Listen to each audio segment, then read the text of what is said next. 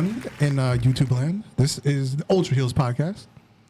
I am Darth Messiah, the Dark Star Savior, always on your worst behavior. And this man over here. Yeah, I know who it is. It's Alex, the motherfucking Hill. Yo, I got people at my job saying it now. They be talking shit. They be like, Alex the Hill. I'm like, mother, you better say it right. They be like, Alex the motherfucking Hill. I'll be like, there you go. Like, Wheezy F, baby, please say the baby. Yeah, more like pimp name slip, like, you know, you gotta say the whole gotta say the whole name. thing. Gotta say the whole thing. Pimp name slip back. You gotta say it. If you don't say it right, I think I'm gonna start kicking niggas in the nuts.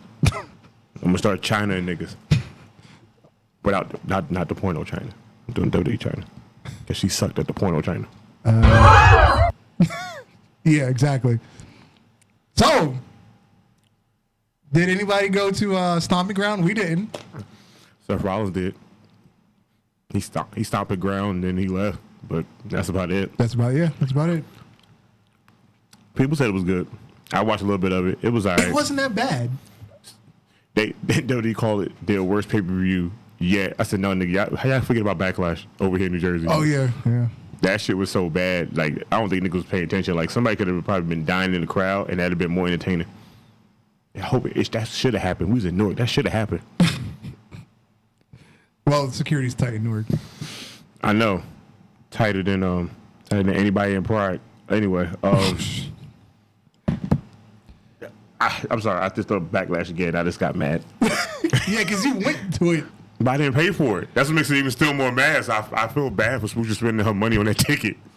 Shit was horrible. Like, I'd rather go to SmackDown and sit on the black side of the cloak than go to Backlash again and sit there in the crowd full of people. Well, like I said, it wasn't that bad. The wrestling itself delivered. I mean, nothing big happened, but it was decent to watch. It was decent to watch because certain people was still there. Not half of them niggas ain't there. Or they're like sitting in the back and catering. Mm-hmm. Like, no way Jose need to go back to. ASAP. Well, actually, hold on, let me find this. All the list of superstars that weren't on the card. It was a long list of big names that weren't on the card. There's still a long list of niggas that still Braun work there. Strowman, Bobby Lashley, Finn Balor, Randy Orton, Charlotte, The Miz, Andrade, R-Truth, and the Iconics.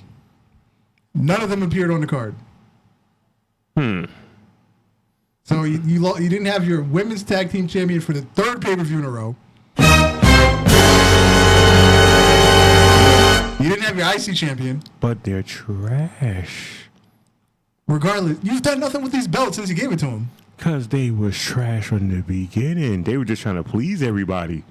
You didn't have your 24/7 champion. First of all, one, that don't need to be on no pay-per-view because that's going to be a pay-per-view. That might just be the whole pay-per-view. I'd rather watch that than watch any pay-per-view. That's more entertaining. That's more entertaining for the 30 minutes of the end or wherever they put it on Raw than most of any of the shows they've been putting on at this point. Here, how about this? You have a BS match with the Iconics and just have R-Truth interrupted. I think you should just have Iconics just run around with R-Truth just for the fuck of it. So he can carry 3 white women on his back? Hey, man, look, black people been doing it their whole life, son. Been doing it for 400 years. Yo, when she hops on his back, he's out. Bruh, he gets faster, and I don't understand that math. Like, how do you get faster when somebody jump on your back?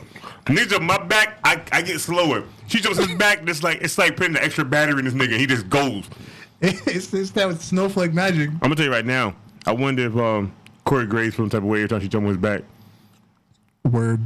Cause you know Corey Graves probably can't beat R-Truth any damn way. He got a little dime stack of a neck still too. Him and Edge both get pushed the wrong way. They in a wheelchair. Yep. I'm telling you, it's gonna be a funny time when they break up. And somebody say, "Oh, I know R-Truth probably hit it twice." We have a caller. Wow, that's probably X-Man down. Yeah, they have it, and it could be it could be it could be. It could be Flacco. Could be, or DX. You're good. Lost it. Oh, you're on with Ultra Heelz. What's up? It's not a sham. It's Yeah, not a sham. we was way off. Real X-Man. Follow me, fam. Yeah. Bladder with a weak bladder. Yeah. With a bloody knuckle. It's a $5 fill-up. Mr. Milk for 2, but it's really for 1. Mr. Milk for 3, but it's really for me. Mr. Milk for 4, don't need no more. Mr. Milk for 5, just trying to stay alive. Mr. Milk for 6, I need a sandwich. You changed it. Show me the facts, man, damn. Mr. Razor Cabron. My French needs the wife drenched. I missed that one. Can I use your WWE information, please, Darth? You have been. You have been. Really? Yeah. It's been like 3 years. I haven't had mine since 50 hours. January, so anybody that was using it, fuck. I haven't told nobody. I don't even know What's going on, I don't even fam? know whose Netflix account I'm using anymore. It's been so long. Bruh, I have. You only go hold 5 accounts, right?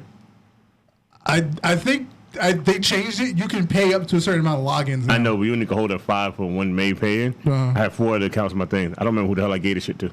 I just know, don't nobody add nothing to my queue. I swear, just don't add nothing to my Just queue. change the password and log everybody out. I delete names. I don't give a damn. Oh. I'm the main account holder. I delete names. I don't care. But X-Man, what's good, Don't get son? any ideas. Don't get any ideas, Darth Messiah. I freaking really need that every month. I got you. I'm about to say, you don't need that every month, son. There's an app you can use. Not an app, it's a web link. That's what I use. That's why I took mine off. I get to watch everything. WWE, it's Impact, New Japan, ROH. I watch everything. It's such a convenience to like get on there. Well, I 'Cause I know I personally, have to, I like, actually struggle watch to other walk. stuff on the network. I watched Ride Along. I watched 24. They ain't put a new ride along in a while. No, they put up like 4 last month. Yeah, and I watched all those, and that was it. Like Table 3. Table 3. Last one I saw was Randy wife. Yeah, the Matt wives. Hardy. Yeah, that was cool. So y'all ain't got no other wives here to want to talk? Like Michelle McCool or anybody else that's married to somebody here? Michelle McCool, Sable. First of all, Brock and Lance will lead a goddamn plantation. Let's see. You put Michelle McCool, Sable, and Stephanie. I don't want to see Stephanie. I've been seeing Stephanie my whole goddamn life. That ain't nothing new. But Bring me Linda. What's she been up to? No. Have Stephanie talk about home life instead of WWE life. Yeah, fuck her home life. You follow her Instagram, you know when she go home, she's in the gym. You hardly even see the kids anymore. Fuck that. Show me Linda. What Linda been up to? Show me why. Show me how down Linda's been because Vince been wrestling. Politicking. That's what she's been doing. Politicking. She probably look younger than Why Vince. she's missing an action for it like that? Yeah, that politics. But she still gonna bring her politic ass back and talk about WWE. Shane did it. He bring his ass back from his own little company. When they couldn't fully get into politics, she just went ghost. She was like, you know what? I'm gonna go home and watch the kids. Vince, you take care of this. Bye. That's how it's gonna be. Mm-hmm. Yeah, I'm just trying to remember. Don't Triple H got 3 girls and Shane got 3 boys? Yeah. Yep. I don't want to see them. I hope none of them want to be in the business. Shane's oldest boy wants to. Is he gonna be like his dad jumping off of stupid Yeah, shit? yeah. God, that's gonna be crazy. I could just imagine. That's the reason they came to WrestleMania 32 because the oldest one wanted to see Shane jump off the cage. First of all, one, I just told him you grounded and you stupid. Why would you want to see me do this? You want me to die early. That's what you want me to do. You think you're gonna get your money, huh? The middle one is starting to understand how wrestling works, but the baby doesn't get it yet. So he really thought Shane was hurt. I would have too. I'd have been like, my daddy died. How much money is in my inheritance? When he goes, he gotta have a little chump change. I wonder if Vince leaving anything to any of the grandkids and not the kids. I wonder they're gonna be loaded if he goes. But they be like, you want to join the wrestling business? Fuck the wrestling business. I got my money. I'm out. Sell the company. Word. So we put your money into AEW. You're not a big Oh man. my god. Yo, Stomping Grounds was pretty good. Yeah, it was. I like the fact that it kind of felt like NXT. And the way the matches played out. That's kind of what it was, because I think Vince was in the back and he was like, look, we ain't selling enough tickets. We had to do buy 2 for 1. Fuck it. Y'all want to go out there and do what the hell y'all want to do? Just go do it. Just make sure people watch the show. The opening match was Lacey and Becky. Lacey botched like 3-4 times. I'm sorry, Lacey been botching since she left NXT. No, these were really noticeable botches. No, I'm still saying she been botching since she left NXT. But there was the one move where Becky, when she does that like back kick out of the corner, she went through the back kick and Lacey was still standing on the other side of the ring. I was like, where are you? You're not even close to taking this move. Okay, well, they're like, excuse me, bitch, the real estate is here. Why are you not here? Yeah. It's cool. Shit happens. And then you had Kevin Owens and Sami Zayn versus Big E and Xavier Woods. That was pretty decent. That shit was on fire in the beginning. They were ODing on my boy Xavier Woods. Yeah. It looked really good. They looked really strong in that match. And Big E did his freaking dive out the ring, his spear. Hey, man, look, you leave him alone. That shit is legendary now at this point. Like, if I don't see him do it, I'll be like, it's either he not feeling it today or he already hurt from doing something else. but he has to do it. Well, he got hurt. He lands on that shoulder. got hurt doing that before? every time. He got hurt before, but that nigga arm looked like the Doing side that, of his though. table, so I would expect for it to take damage after a while. Them knees, I know them knees can't. Yeah, because he would. I don't remember when he messed up his knee, but suddenly he was out with it. He messed up both of them. You look at his knees, he got 2 scars going down both of them. I said, you and Triple H both got bad knees, and y'all niggas still want to do crazy shit. Not as bad as Kevin Nash. Not as bad as Sid Vicious. No, that was the fucking leg. That wasn't even a knee. Don't matter. His leg was like my elbow right now. when he. I just remember that shit. How you jump on the second rope with one leg and that shit said, "Kush snap snap snap." And then Ricochet, your boy there, X-Man, then Ricochet, he took the U.S. title from Samoa Joe. Did you see the botch backflip? They've been very slow with Ricochet, but I wouldn't even call that slow. Because Technically, at this point right now, that's the fastest up and coming for a title. Because the fastest was like 161 days. Ricochet ain't been on the damn roster that damn long and got a title. So that's actually the fastest somebody been up there. You know me though, I'll put that main title on him. I ain't putting no main title on him. Early. I ain't putting the main title on him. He not worth it. He not worth it at this point. If I put a main title on him, I'd have put a 205 live title on him just because he smiles do too much. Word. And then he tells it's like every time you see him, he's just happy to be here. His girl like that. Yeah. She's like that. Like It would have been. his girl does reaction videos to his matches when she's not there. Nigga, she smiled through the whole YouTube video. I was like, yo, why are you so happy? I was like, I understand why y'all two together. Y'all both just happy ass people. I still feel like he's a mark. It's like he's not a wrestler. He's happy to be there with everybody else. Wouldn't you be? If I'm getting a paycheck like that, nigga, I'd be happy. Nigga, I'd be the Brooklyn Brawler. I'd be happy just to lose a match every time. I don't care. I'm still getting paid.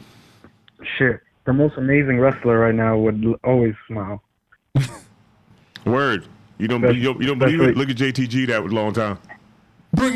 Oh, I was watching something on YouTube. They were like, does anybody remember the original vignette that they did for Crime Time before they debuted? I'm talking about the one they was in the hood for real?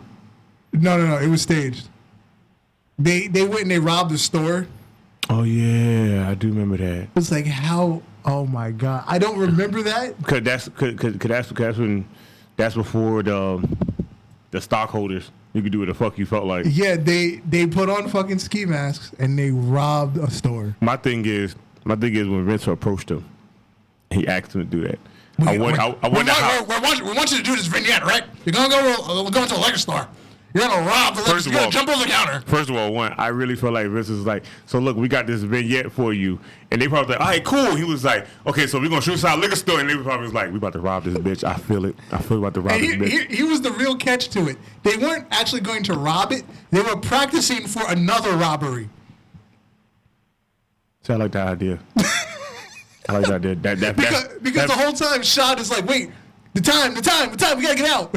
I feel like Vince was watching Don't Be a Menace while drinking juice in the hood, and he was like, I could do that, but I could do it better. He didn't. In his mind, Vince do everything better. You got him fucked up. Yes, we realized that. Vince probably piss in the toilet and miss and say he do it better than anybody else in the business. I don't know. I've been hitting toilets since I was like 4 years old. Let me tell you, I do ricochet shots off the wall into the toilet. I'm good at what I do. Yo, even that Baron Corbin and Seth Rollins match was amazing. Like they told a lot of good except stories. For the curb stomp because Baron Corbin damn near stood back up and then took the curb stomp. Hey man, shit happens. I think it was all right. The match was good. I didn't even notice that. He just oversold the curb stomp. That's all. I'm telling you now. Only thing I need Baron Corbin to do. You gotta oversell that. Look, only thing I need Baron Corbin to do is get that little razor, the one that go on your finger like you curve, and smooth that shit the fuck out. Cause that shit right there. Every time I look at him, it makes me mad just to see him with his hair like that. Cause I'm like, I know you're going ball. We know you're going ball. You know you're going ball. But you know when that hair start growing back, clean that shit up. Like we know Cesaro ball, but when have you ever seen a speck of hair ever come back on that man's head? That's true. Like very rare. Like it's very rare. Like for Baron Corbin to be on like out so much, that shit should be smooth. Like he should walk out and the sun should be able to hit that shit like it hit on Apollo Crews and just be shining. How did you feel about Heavy Machinery and Team Earth? I actually like that match. I think I don't know what I did, but I didn't even see it. I actually like that match. That match was actually fun to watch. Because when I forgot what the other dude in the big one. Otis. Yeah, Otis can take Daniel Bryan kicks. He just started jerking around. I was like, you know what?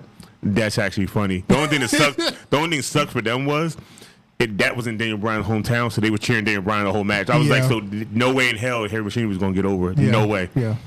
That's the only thing I was sad. I was like, damn. So even if they was like scheduled to win, it got flipped just because they were cheering Daniel Bryan name the whole night. I was like, damn, son, that sucks. And then Bayley and Alexa Bliss had their best match ever. First of all, Alexa Bliss had a couple good matches. Bayley hasn't had a really good match since NXT. Most of all her matches have been Anything with Charlotte was good from Bayley. Like I said, NXT, the motherfuckers went all out. Come on now. We watched Bayley take a hurricanrana on her neck and still finish a match. Come on now. Yeah. Then she gets up there and you hardly see her do any of them damn moves anymore. So I would take NXT Bayley before. Matter of fact, you ever see that post that somebody tagged Batista in? Which one? There's one of Sasha Banks and Bayley sitting at a coffee shop. Oh, yeah. And he got a picture of Bayley, and Bayley ass is fat as hell, and he goes, Batista, what you think about that? And then Batista wrote back. I was like, yo, Batista is a dick, and I love him so much. I thought they should have asked Ryback and see what Ryback would have said. Oh, speaking of Ryback, X-Man Damn, have you seen what Ryback posted on Renee Young's picture from Stomping Ground? No. Oh man. I'll send it to you later. It was a picture. It was during the main event when Baron Corbin went through the announce table. Renee Young posted, Baron Corbin, I see you're coming in my office tonight. Ryback commented underneath. Hold on, which freaking chat did I put it in? All right, here we go. Ryback said, he better not have spilled your drink, Renee. I know you keep a flask out there with you. That man is so above the radar. Yeah. That's why he wishes people in their future endeavors. That man is just above and beyond his means. Like, to Renee Young? Yeah. He said that to Renee on Instagram. Matter of fact, I'll send it to you right now. I found it. Please. He said, please. Yo, man. Yo, you gotta understand, there's only a few people on Twitter that are like people you never want to say anything to or post a picture and let them see it. And Ryback is one of them motherfuckers because he just say some weird, stupid shit. Especially when he go live. Darth is stupid because Darth be antagonizing Ryback. Y'all don't understand. He be antagonizing the fuck out of Ryback. If he's live, I just start asking him what he invented. That's all. Darth be asking him some random shit. I just said to you, X-Man. And no matter what, he likes that shit because that's like putting him over regardless. Yeah, that motherfucker he be sitting up there like, yeah. You wanna know what I invented? Crap. I invented. Are you reading it? Like I invented the Nexus. You reading it, X-Man down? So let me tell you something. You know what Ryback did invent? He invented Stephanie McMahon's breast implants. Oh. Wow. Hey man, first of all, wow. You gotta keep a flash out there, yo, bro. Ryback is wild. Yeah, I told you. Does she be drinking and shit? Apparently. So Renee Young posted, "Step into my office," and tagged Baron Corbin. Yep. With a picture of a broken table. Yep. And she's like posted up on the what do you call that? On a railing. Yep. Ryback said he better not have spilled your drink, Renee. I know you have a flask out there with you. Yep. Okay, I was like, nigga, why you in my business? You don't even work here. You go ahead and keep promoting your botch ass protein shakes and muscle milk bullshit. And the funny thing is, she hasn't deleted the comment. Don't think she will. I don't think she cares. I think Renee just like Dean. They don't get too flying. Yo, why is there only three comments here? Like she deleted everything else. Yeah, exactly. That's the thing that seems weird. Probably turn the comments off. Comments on this post have been limited. So it probably was only limited to 3 any goddamn way because you do that stupid shit with Twitter. Oh, you know what? I'm going through most of her pictures. Everything has like 3-4 comments. We really have to justify what's going on here in the comment section. So you can't justify it because I've never seen before. Look, you can't justify it because wherever Ryback said it goes. He already got it in there. It's written in stone now. It's like one of the commandments. It's written in stone. There's no going back at this point. Oh, so basically, right here, Ryback invented creeping into the comment section, even though the post is limited. Hell yeah. Comments. You got 3 comments. Guess what? I'm the third one. Like, nigga, how did you get there? I guess it's like the most popular people. If they comment, they get fucking a chance to be up there. That'd be funny as hell. The people got to vote to keep you up there. I'd have voted Ryback too, just for the fuck of it. You know what's funny? On the same day, it's through the likes. Oh, it is. I guess she put a cap on the most liked comment. She put a cap on it, and it actually blew it up to be the first comment. Mm-hmm. So on this, if you scroll down, on the same day, she posted the picture of Moxley winning the IWGP United States Championship, and then the picture of her at Super Showdown. Hey man, she got to support her man and her job. Yeah, that's kind of weird. I know they're pissed about that. They technically, you know what? They can't be mad. You know why? You know why? When Dean show up to indie shows for repping AEW, all the posters always have Renee Young up there regardless. Mm-hmm. She goes on no matter what. So anyway, look at it. She can be WWE all she want, but she going her husband promoting a whole nother place. They can't be mad at her, because then they be mad at her. They got to be mad at Natalia for Brett going over there. Because eventually, Brett's going to ask her to come visit him, and he's going to probably be somewhere where they have a show at. I don't think Brett's under contract, though. I think they'll just appearance, and maybe he'll make another appearance eventually. Hey, look, we don't know what the hell AEW can do. They got more money than Vince at this point. They can be like, look, Brett, we know you don't like him. We don't like him. We know you're not about the money, but we can give you some shit that you ain't never got before. We can give you the truth. They're going to bring him a white R-Truth. Also, Renee Young does like independent shows. Oh like, yeah. She was in New Jersey a couple weeks ago doing something. Mm-hmm. The Northeast Wrestling show that I was at, her and Baron Corbin and someone else, I forgot who it was. They came out and started talking and shit. Mm-hmm. The one they had at Six Flags had Enzo, Cass XL, the Boogeyman, Dean, her, Booker T, Edge, and somebody else. I was like, damn, nigga, I said, half of these people work with WWE and half of them don't. I'm like, what the fuck? She and John Moxley is actually going to be up here by me in August. It's early. Like, I'm waiting for John Moxley to show his ass up in Pro Wrestling Magic just for the fuck of it. Cody did. I don't see why he just can't. Mm-hmm. Like, he care. He seemed to be in Jersey a lot now, any goddamn way. I just want to see him in person. I really wanted to go to Six Flags that day, but that shit was a drive from my house, and me and Switches was like, fuck that. No. Because we're not going to drive way out there. But you know who did go? CM Punk Kid. You know, sad. I want to tag him in this. I just want to tell him how much I don't understand how he does this. But how did he still get to go to all these fucking events? Oh, he didn't go to Stomping Ground. I don't think nobody wanted to. that wasn't that like a big deal on Twitter? It was like, this is the first show he hasn't been to in like 7 years or something. I think so. What you call it was there though? That fucking weird creepy dude that normally in the front pay-per-view with the long hair. He was there. I said, what do he do for a living? How did he always go to the pay-per-views? Like, don't you have work the next following day or some shit? I'm guessing these people like own their own business. They have to. They can just dip for a day. Either that or they sell cocaine and they get to go whenever the fuck they feel like. I smoke rocks. That's so sad. I smoke rocks. So let's talk about Raw. You know, the little bit that did happen up there that was actually good, like a segment, but still. Like the Undertaker showing up? Yeah, that's a good segment. It was great. Just to hear his music and see that he still can hide in that ring for a long period of time. Man, I ain't laying there. First of all, you see how much room they got in there. Where they could pin a full-size man in there. You know they got hella room. Yeah, when they showed the video of R-Truth pinning what's his name on, I was like, seriously? First of all, one. Yeah. First of all, I don't understand how the Father's Day thing happened and what you call was in there. What's his name? Titus O'Neil. Oh yeah. R-Truth. Happy Father's Day. Father, you give me that belt. I was like, what? I'm telling you, WWE have now we know how Hornswoggle stayed under there for so damn long. He actually was walking around under that bitch. That's tall as hell for that damn ring. Yeah, because the ring is 4 feet off the ground. Hornswoggle was like 5, but I feel like they put a dip in the ground so he can walk in there like Patrick and SpongeBob. Because WWE does everything in like 4-foot increments. The height of the ring is 4 feet. The top rope is 4 feet, and then a cage is 12 feet high, which makes it 16 feet off the ground.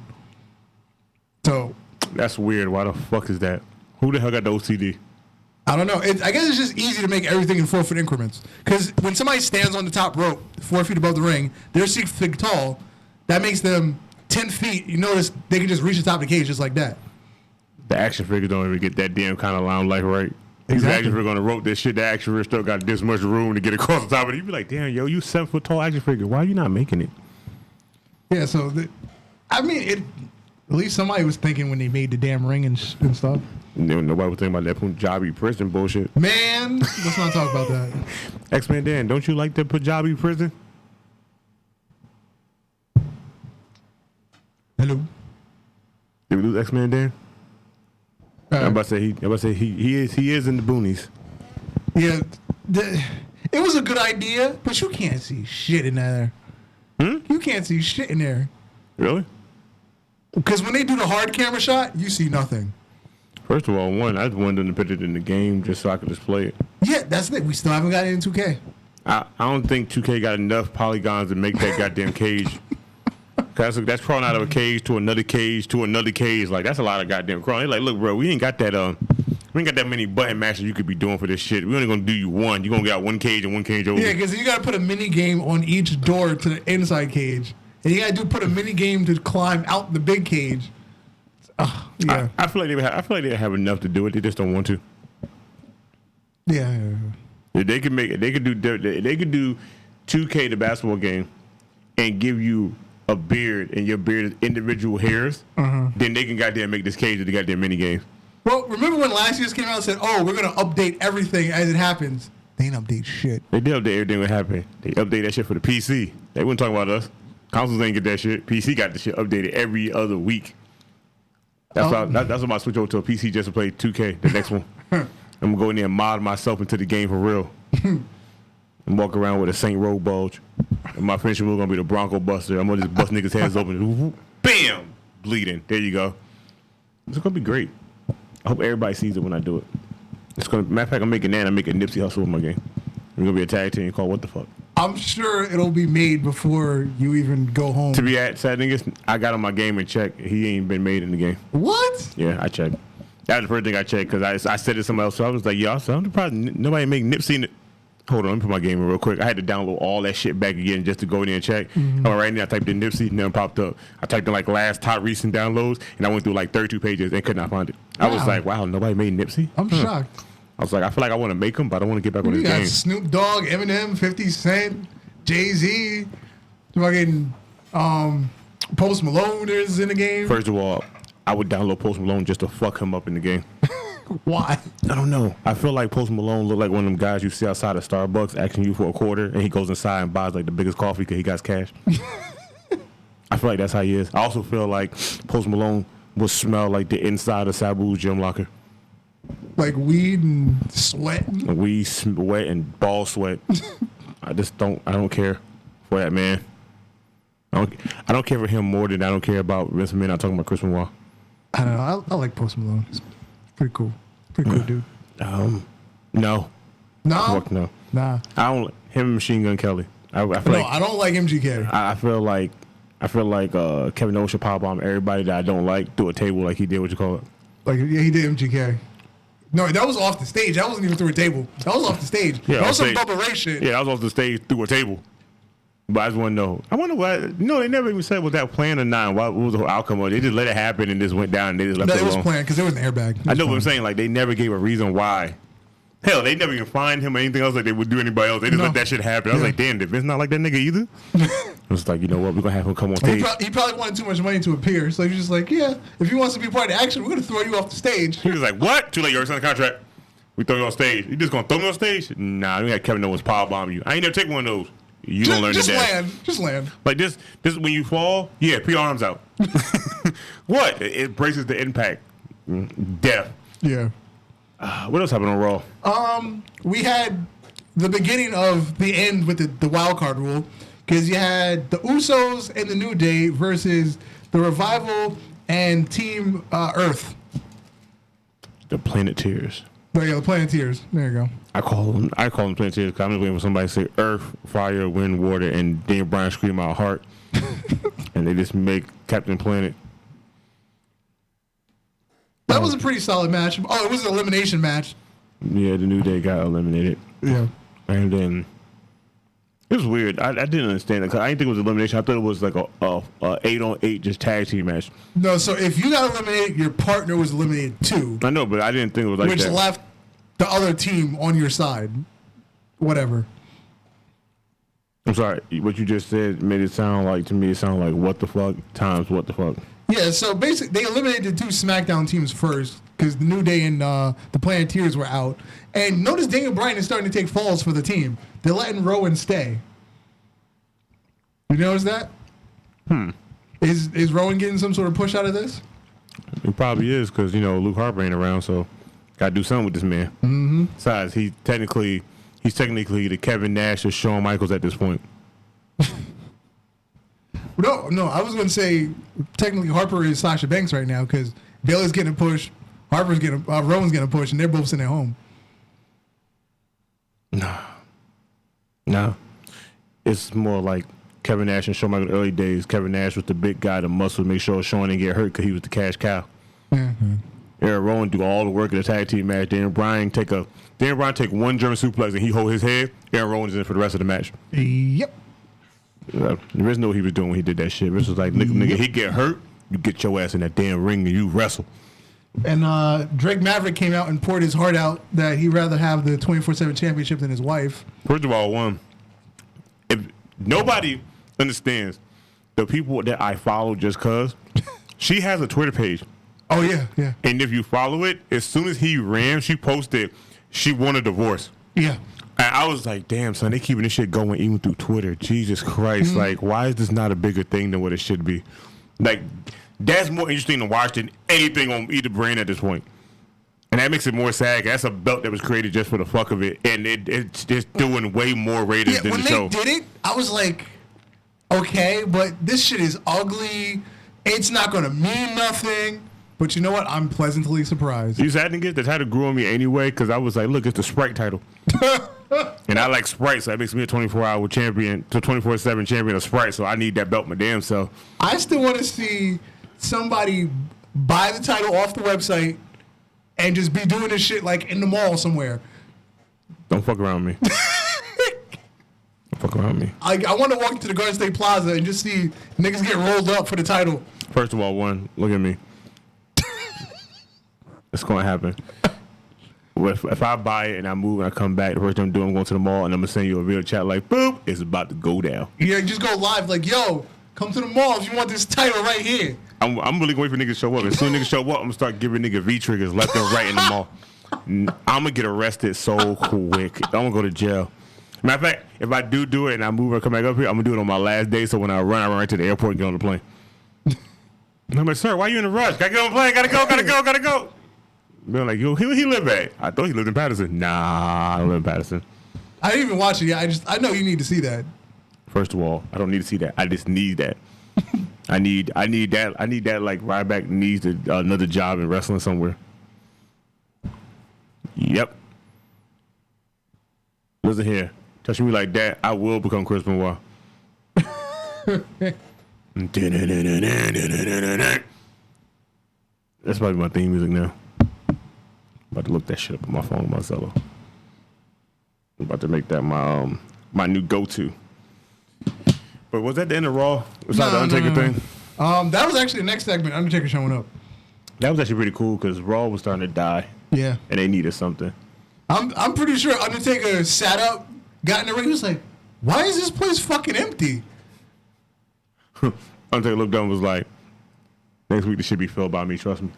You got a little right. Because Undertaker was there in, I forgot what year they said it was. I think it was 2003. The biggest Raw ever had 41,000 people. And now he's a part of the lowest Raw history. Yeah. He's also the longest running superstar currently still on Raw from the first episode. Yep. So at this point, Undertaker is breaking records niggas don't even realize. Yep. I don't know what a chokeslam record is. There's probably like 5,000-6,000 chokeslams. For some reason, I feel like it would be less than that because he hardly did it on some people. Like he was doing, like when he went American Badass, he was last riding the fuck out of everybody left and right. No, because when he went American Badass, the chokeslam became his setup. Yeah, but I'm saying his last ride was everything. Cause everybody at that point was the weight limit of getting a last ride. So everybody was just catching one. Hell, remember, don't forget, he got fucking Mark Henry, them niggas trying to get on that second turnbuckle. He picked their asses up and threw them down too. So he was getting any and everybody at this point. Like chokeslam on them, impossible. A power bomb, that's the last ride in his eyes. He got that shit off easily. Ain't nobody gonna still be better than that damn one he did Ray. Oh. That's because he's so small. He had him like 20 feet in the air and just whoosh. Everybody else he just picks up and drop. He got nigga by tights and went straight stiff on. I was like, yo, you already like 7 foot. This right here was like almost 9 feet in the air, plus your height coming down. Nigga, that's like falling off a moving vehicle. Nah. And then getting hit with that outside the ring through the floor. Yeah. Nigga, that's 9 feet with extra 4 feet on top of it. You about to fall off the cage for the fuck of it. So Raw started in 1992, right? Mm-hmm. Okay, 2019. Well, let's see. Undertaker stopped being full time about 2012, right? Yeah. So okay, we'll call it 20 years. So for 20 years, well, for the first 10 years, there was no SmackDown. So he was doing Raw plus maybe 2 house shows a week. So that's 3 shows times 52 times a year. Let's say he did 2 chokeslams a night. That's 312 a year. Times 10 years, so that's 3,120. So SmackDown comes around, but SmackDown eventually became a separate brand. So we'll multiply that times 1.5. We'll say he was doing it 1.5 times more every year. That's 4,680 chokeslams over 20 years. That's still impressive as fuck. And let's just throw in another 200 for the last, 5 years that he hasn't been full time. That's still impressive as fuck. So 5,000 chokeslams is basically the math we came out with. Shit, nigga, I've been playing Destiny for like forever, and I just hit 5,000 kills on one of my favorite guns. And I play that bitch every day. Shit. That sucks. Yeah. I feel like about 5,000 chokeslams. I feel like I haven't managed my life right. I think I need to redo my life over. What's that button to restart shit? Restart my whole life as a baby and with the same knowledge and be like, I could redo this whole life again. I'm gonna be Chucky. Would I want to do that? I would. As long as I can leave high school to age 22. I don't leave high school. I want to go back as a child with the knowledge I got now, and I can just know where everything's going to happen and just revert my whole life from the shit going down. I don't know. I loved high school. I would start doing shit at an early age like this. Podcasting, I'd be the first nigga to be trying to do it at 15.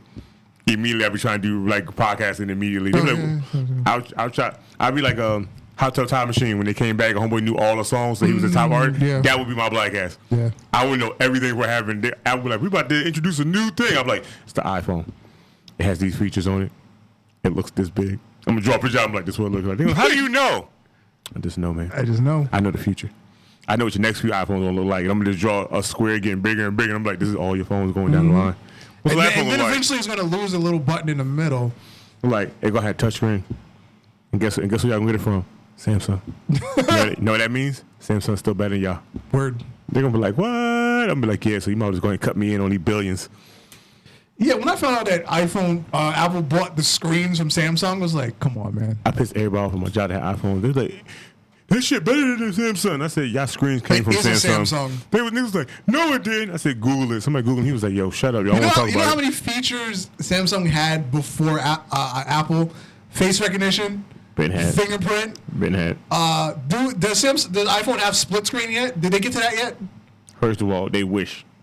They still ain't got that. I had split screen in Android version 4.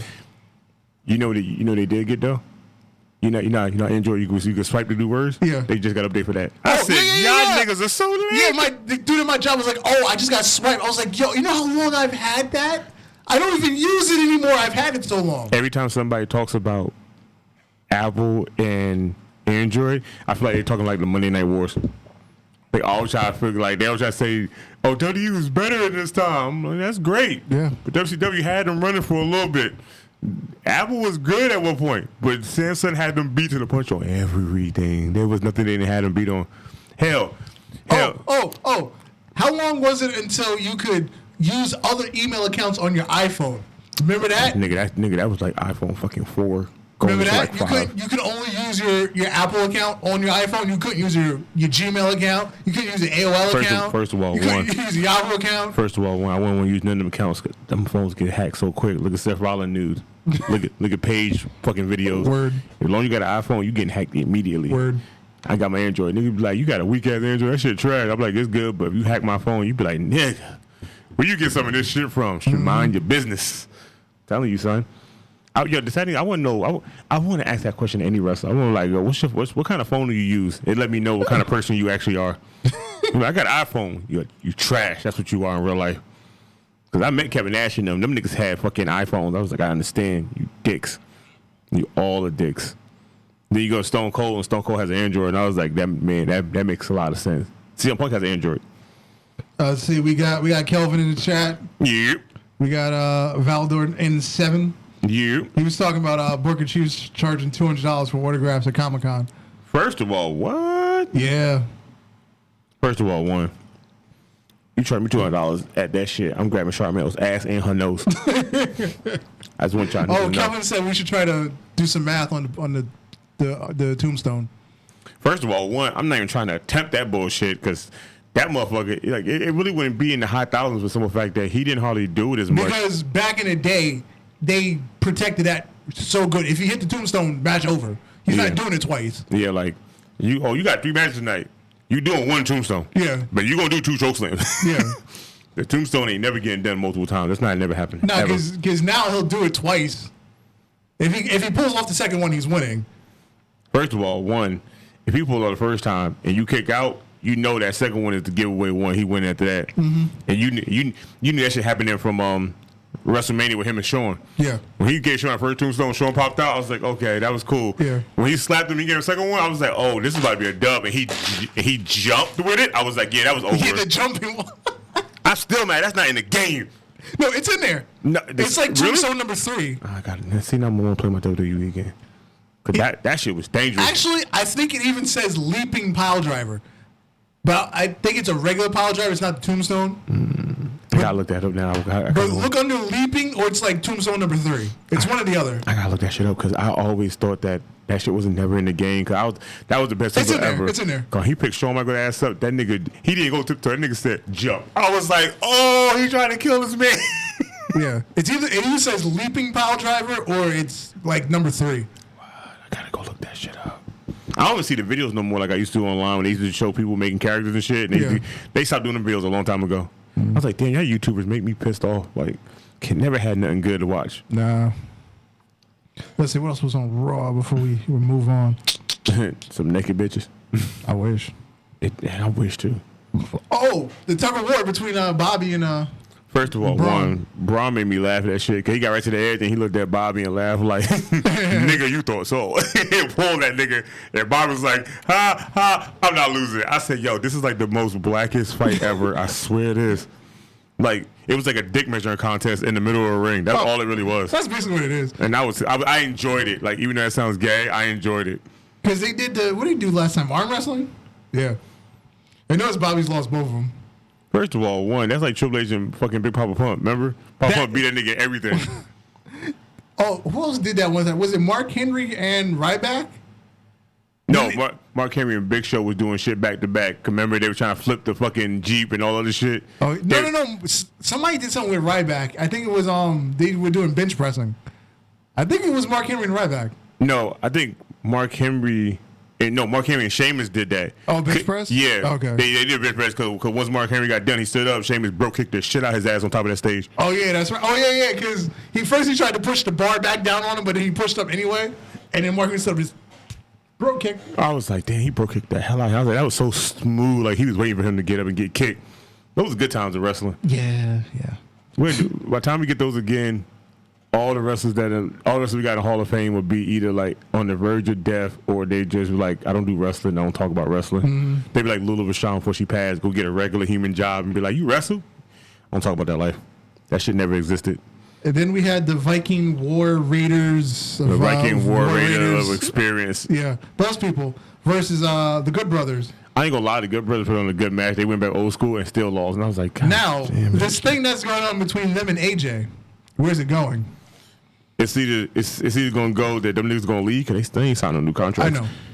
Or they I can't even say they're gonna turn on AJ because they're not even gonna be there that long. So I think Riz is just trying to use them just for the fuck of it at this point now because they ain't been doing shit. Yeah, but they're hinting at something. Will they do anything with them before they leave? I hope they do a heel run with them like they should have did before. Hell, I'm surprised they're not part of the jumping band shit bullshit just to go be around fucking Finn. True.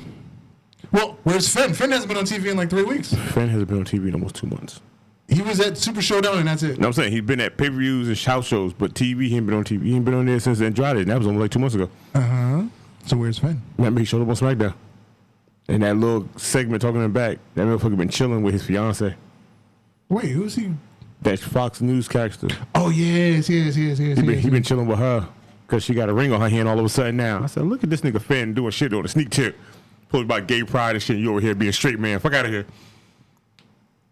Yo, do you see the shit with Sandra Deville and Mandy Rose? Oh, yeah, they want to do a gay angle with them. Nah, fuck that. They should have been did that. That's what I'm saying. Like, they late now. Yeah. Hell, at this point right now, I'd have took Bailey and Sasha doing it because Bailey was too huggy. No. Remember, when we was upstairs, I said they should have done Mickie James and Alexa Bliss. First of all, they could do Mickie James and anyone. I would just enjoyed it. Matter of fact, remember we had that storyline down there with her and Trish with the whole little V lick and everything. Yeah. Those was. But I was saying times. they could have had the MILF lesbian thing going with her and Alexa Bliss. Bro, let me tell you how many people would have been in there beating their meat. This guy. I'd been there, hurt myself so bad they thought I was in there like episode Family Guy when Peter and them drunk Red Bull for the first time. And he gave it to Chris. Yeah. I'd have ran in my house, my shit on fire. That's how bad I'd have hurt myself. They're like, what happened? Mix James! Gone. In case anyone is wondering, a pineapple is neither an apple or a pine. It's in fact a very large berry. What the fuck is with the Snapple facts? I'm drinking Snapple. I gotta read the Snapple fact. Fuck them facts. They should put a fact on them like, if a man never gonna die, he's gonna live forever. Man. Somebody, wait, no, let me not say that on the air in case it happens. You want me to say it? I don't care. Fuck. Somebody needs to put one between his eyebrows. You know what's happening? I feel like somebody would. I feel like there's a clone of him somewhere in the WWE main office basement, like Walt Disney. Maybe they'll put his soul in the puppet. No, because then you wouldn't be able to get rid of him. He'd be like Chucky. Exactly. He just go around jumping in people's body. You know what? He'll jump in Shane. Yeah. Start all over again. And you, nah, I don't think I want that. Yeah. Let's just Ghostbuster his ass into a corner somewhere. Matter of fact, I'm putting him inside Linda. Let him see what it feels like. So what else happened? Raw's over, right? Please say Raw's over. No, there was like 2 more things. Jesus Christ. Even talking about Raw feels longer than what it should. Oh, no, we already covered the 24/7 thing that happened. Best thing on Raw that whole night. Oh, Samoa Joe beating up on Kofi. Did Kofi have a match that night too? Yeah, it was against Sami Zayn and Kevin Owens, right? Sammy. It was just Sammy. I thought it was both because I remember him hitting the SOS on Kevin on the like going up the ramp. Oh yeah, it did. Okay, it was both of them. It was a handicap. Kofi Kingston broke a record of the most consecutive title reigns put together. Mm-hmm. He's at 1,500. All the belts he ever had together, accumulate days, is 1,500. Wow. I was like, Jesus Christ, Kofi, you over here just blowing out these records because I didn't even know that was a record in WWE. Yeah, you got to let that shit just sit. That's how I did when I read it. Because I'm trying to put together Cena's numbers in my head. Cena numbers got to be high up there. Because they didn't say Kofi number 1. They just said that Kofi is up there with the consecutive. So he's probably like in the top 10 running. But I feel like John Cena's going to be like literally number 1. Well, no, nobody's beating Bruno and Hogan. Let's be real. First of all, that's a whole different Bruno, era. Hogan, and Backlund. Nobody's touching those. CM Punk was close. He was the highest modern day era. Yeah, until Brock. First of all, and Pete Dunne. First of all, Pete Dunne is a god. That's a whole different ball game. Brock was showing up, fighting, and then going home for 3 months. Because you got to remember, Bruno was like 6,000 days or something. Nobody's getting close to that. First of all, one, how do you let that shit even go down like that? It was the 70s. He worked like 6 times a year. Basically, he was Brock. Blow a nigga knee out. He worked 6 times a year, and this wasn't like national TV coverage. You saw him in New York once. You saw him in Atlanta once. You saw him in Texas once. You saw him in Chicago. You saw him in LA. That was his entire year. I went to nigga house with the referee and beat him up and took his belt. I just saw the 24/7 rule that day. Oh, guys, I just want y'all. I would let y'all know, right? The 19th is National Chris Benoit Day. Boom, I said it. That's right. Let everybody know. I don't care. It's gonna be a national thing. I'm gonna just send you pictures of Chris Benoit stuff for this June 19th. I haven't set my alarm. Make that a full day now. I'm gonna walk around with his shorts on, my neck propped up, and already missing the tooth, so I'm already there. I'm just gonna. All I'm gonna do is carry some rope around with me. So I couldn't even say that with a straight face. I tried to, and I was gonna laugh. I had to look at you to say it, and you laugh. Got a bad tape in your mouth. I don't have any tea to sip for that one. All right. Anyway, let's go to SmackDown. We forgot AJ Styles and Ricochet. That was the main event. First of all, we never forget about them. Everybody know about that match, so we ain't got to talk about it. That was a really, really good match. That was a part of Extreme Rules. No, seriously, that's a match of Extreme Rules. I figured that. It's going to be a title match. Basically. Yeah. Why would it not be? I ain't going to want to watch some niggas wrestle again without no belt. It got to be on the line. And I feel like that match right there should be a fall count anywhere. But we need more of that on Raw. That's what we need more of. Yeah, I feel like that right there should be a fall count anywhere, just so I can see them jump off of everything. Because can you imagine Ricochet get on top of, like, the truck bed and hit the 450 splash? I don't know what size airbag they would get for that. They had to just get, like, a police issue, like, suicide airbag for that bullshit. Because, like, he's going to miss. I don't give a damn what nobody said. Who did he hurt a couple weeks ago? Was it Cesaro? He hurt somebody a couple weeks ago. No, they say he hurt Cesaro, but Cesaro was just acting that bullshit off. He wasn't hurt. Okay. You know, Cesaro was the Swiss Superman. He don't get hurt. Cause I remember he landed on somebody weird and they got hurt. That reminds me, you know, main event happened, right? Yeah, and Dana Brooke broke her face. First of all, she still went to wrestle and they stopped the match. Yeah. Then she got to redo another main event. Uh-huh. You know what her new finishing move now is? What? The Swanton Bomb. What? And she did that shit so gracefully. She made it look like Jeff Hardy wasn't even trying no more. Like Jeff Hardy do it, he just do it. She got up there and she did like the game. She went whoop, full body spread on top of Sarah Logan. I was like, first of all, 1, wow. 2, I didn't know she had that kind of thing. Last week's main event? Or I think the one coming up. Oh, so one that's not out yet. Yeah, it ain't out yet. Okay. But somebody got video footage of her doing that, and it was just like perfect. I was like, damn, nigga. I said Jeff ain't done that shit perfect since he was younger. Since he got older, he hardly even done it. He was drunk in TNA was the last time. First of all, we don't talk about that. We don't talk about that version of him. That version of him doesn't exist. It exists. I like watching that one where Sting was just dragging him around the ring for 2 minutes, and he didn't even hit him with a finish. He just pinned him. He was just like, all right, we're going home. No, I'm telling you right now. No, I'm just not. Mm-mm. And then he was just sitting in the corner of the ring, just drooling. Hey man, sometimes you just gotta drool. I'm not gonna drool, but you know, it is what it is. The Jack made him drool. I wonder what he took that night too. He was probably on some Jack and some perks. That's probably what it was. So I feel like that is true, and I'm okay with that answer. Don't mind me, guys. I'm trying to find that video for Darth, but we still keep talking. Let's talk about SmackDown. Okay, SmackDown. SmackDown. They're running this 2 out of 3 falls thing into the ground because allegedly Vince doesn't want to run matches through commercials anymore. Oh yeah, I remember him saying that.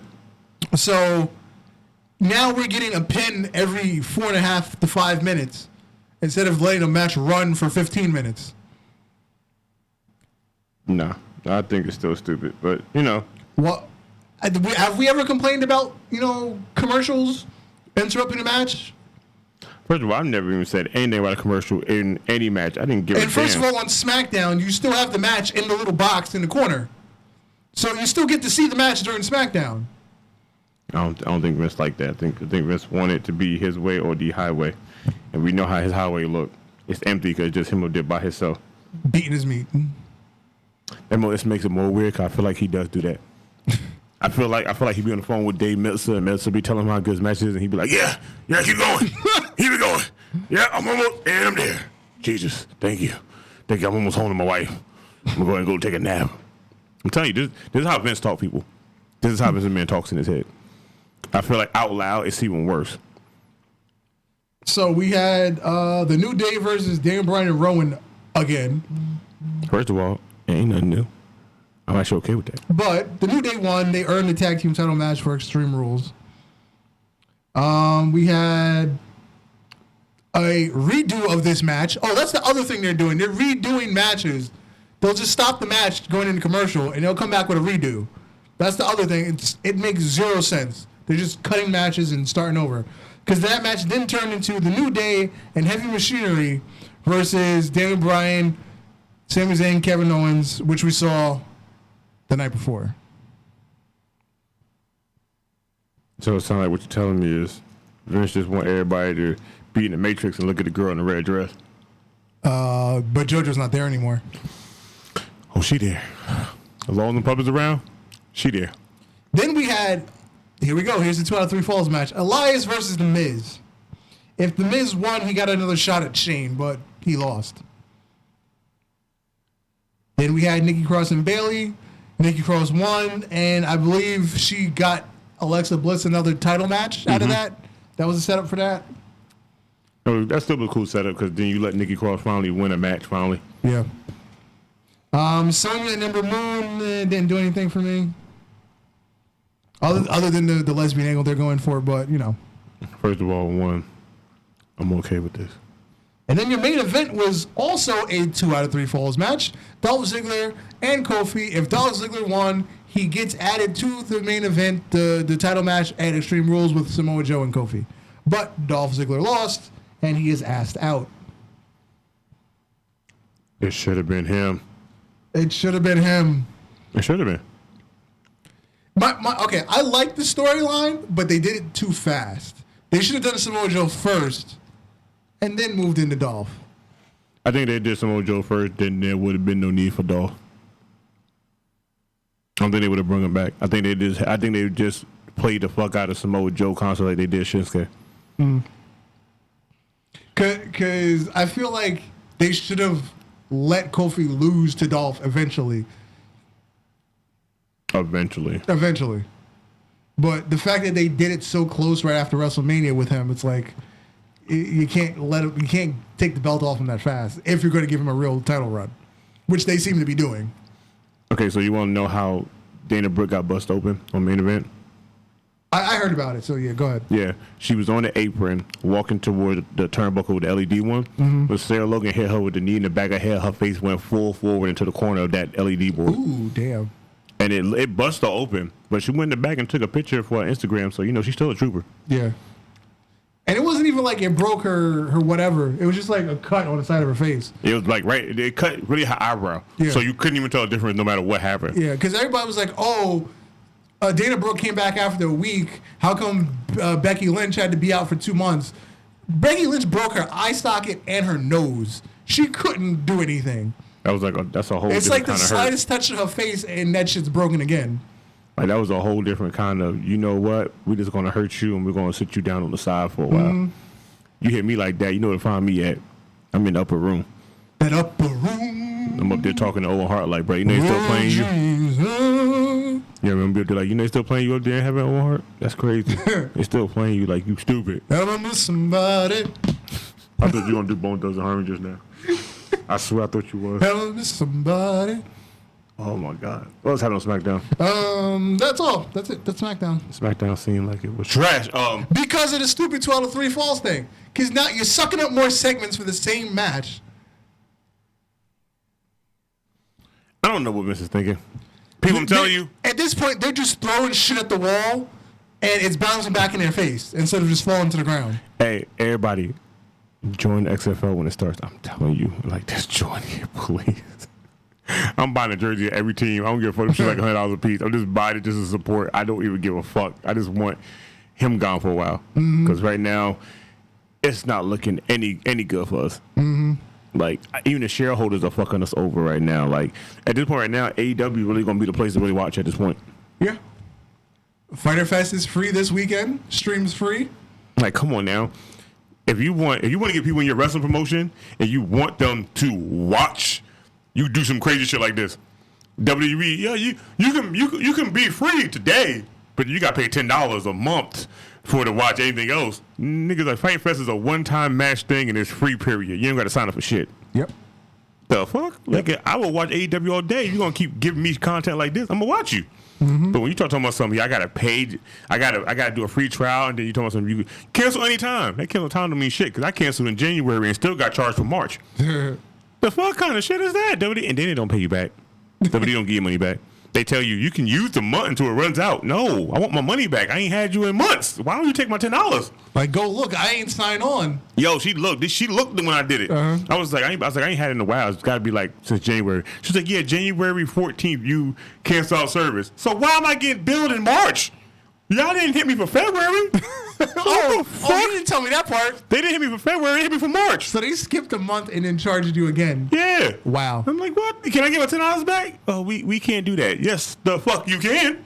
I didn't ask you to take this shit out. You confirmed my account was canceled, but we confirmed also you had another account. Bitch, I don't have no other account. What are you talking about? I only got one account. Tell you, bro, this is why. If AEW gets an app and they told me they charge $100 for the year, I'm paying it just for the fuck of it. That's $20 cheaper than the network. First of all, anything right now, the network's cheaper. Hell, being subscribed to Pornhub is cheaper, and that's free. That makes it more sad. Oh, let's talk about some news. I got some news. I got to get my news. So wait, something just slipped my mind, but go ahead. No, say it. No, it slipped my mind. I'll come back to it. I was gonna say a fucked up joke, but I'm gonna leave that. AEW. They took out a patent originally for Tuesday Night Dynamite. However, they forgot that TNT, their NBA schedule, Tuesday nights. So unless AEW wants to come on at 6 o'clock, which is 3 o'clock West Coast, then they have to change nights. So they're now thinking about Wednesday nights for AEW, which means they're going up against NXT. I wouldn't care. You know why? NXT's free tape and they'd be live, so I wouldn't give a fuck. Okay. I can always watch NXT later any goddamn way. Hell, matter of fact, when the Instagram page is already posted the match with NXT tonight, I'm probably gonna watch that shit probably like on Friday. So never mind. But Wednesday, I'm cool with that.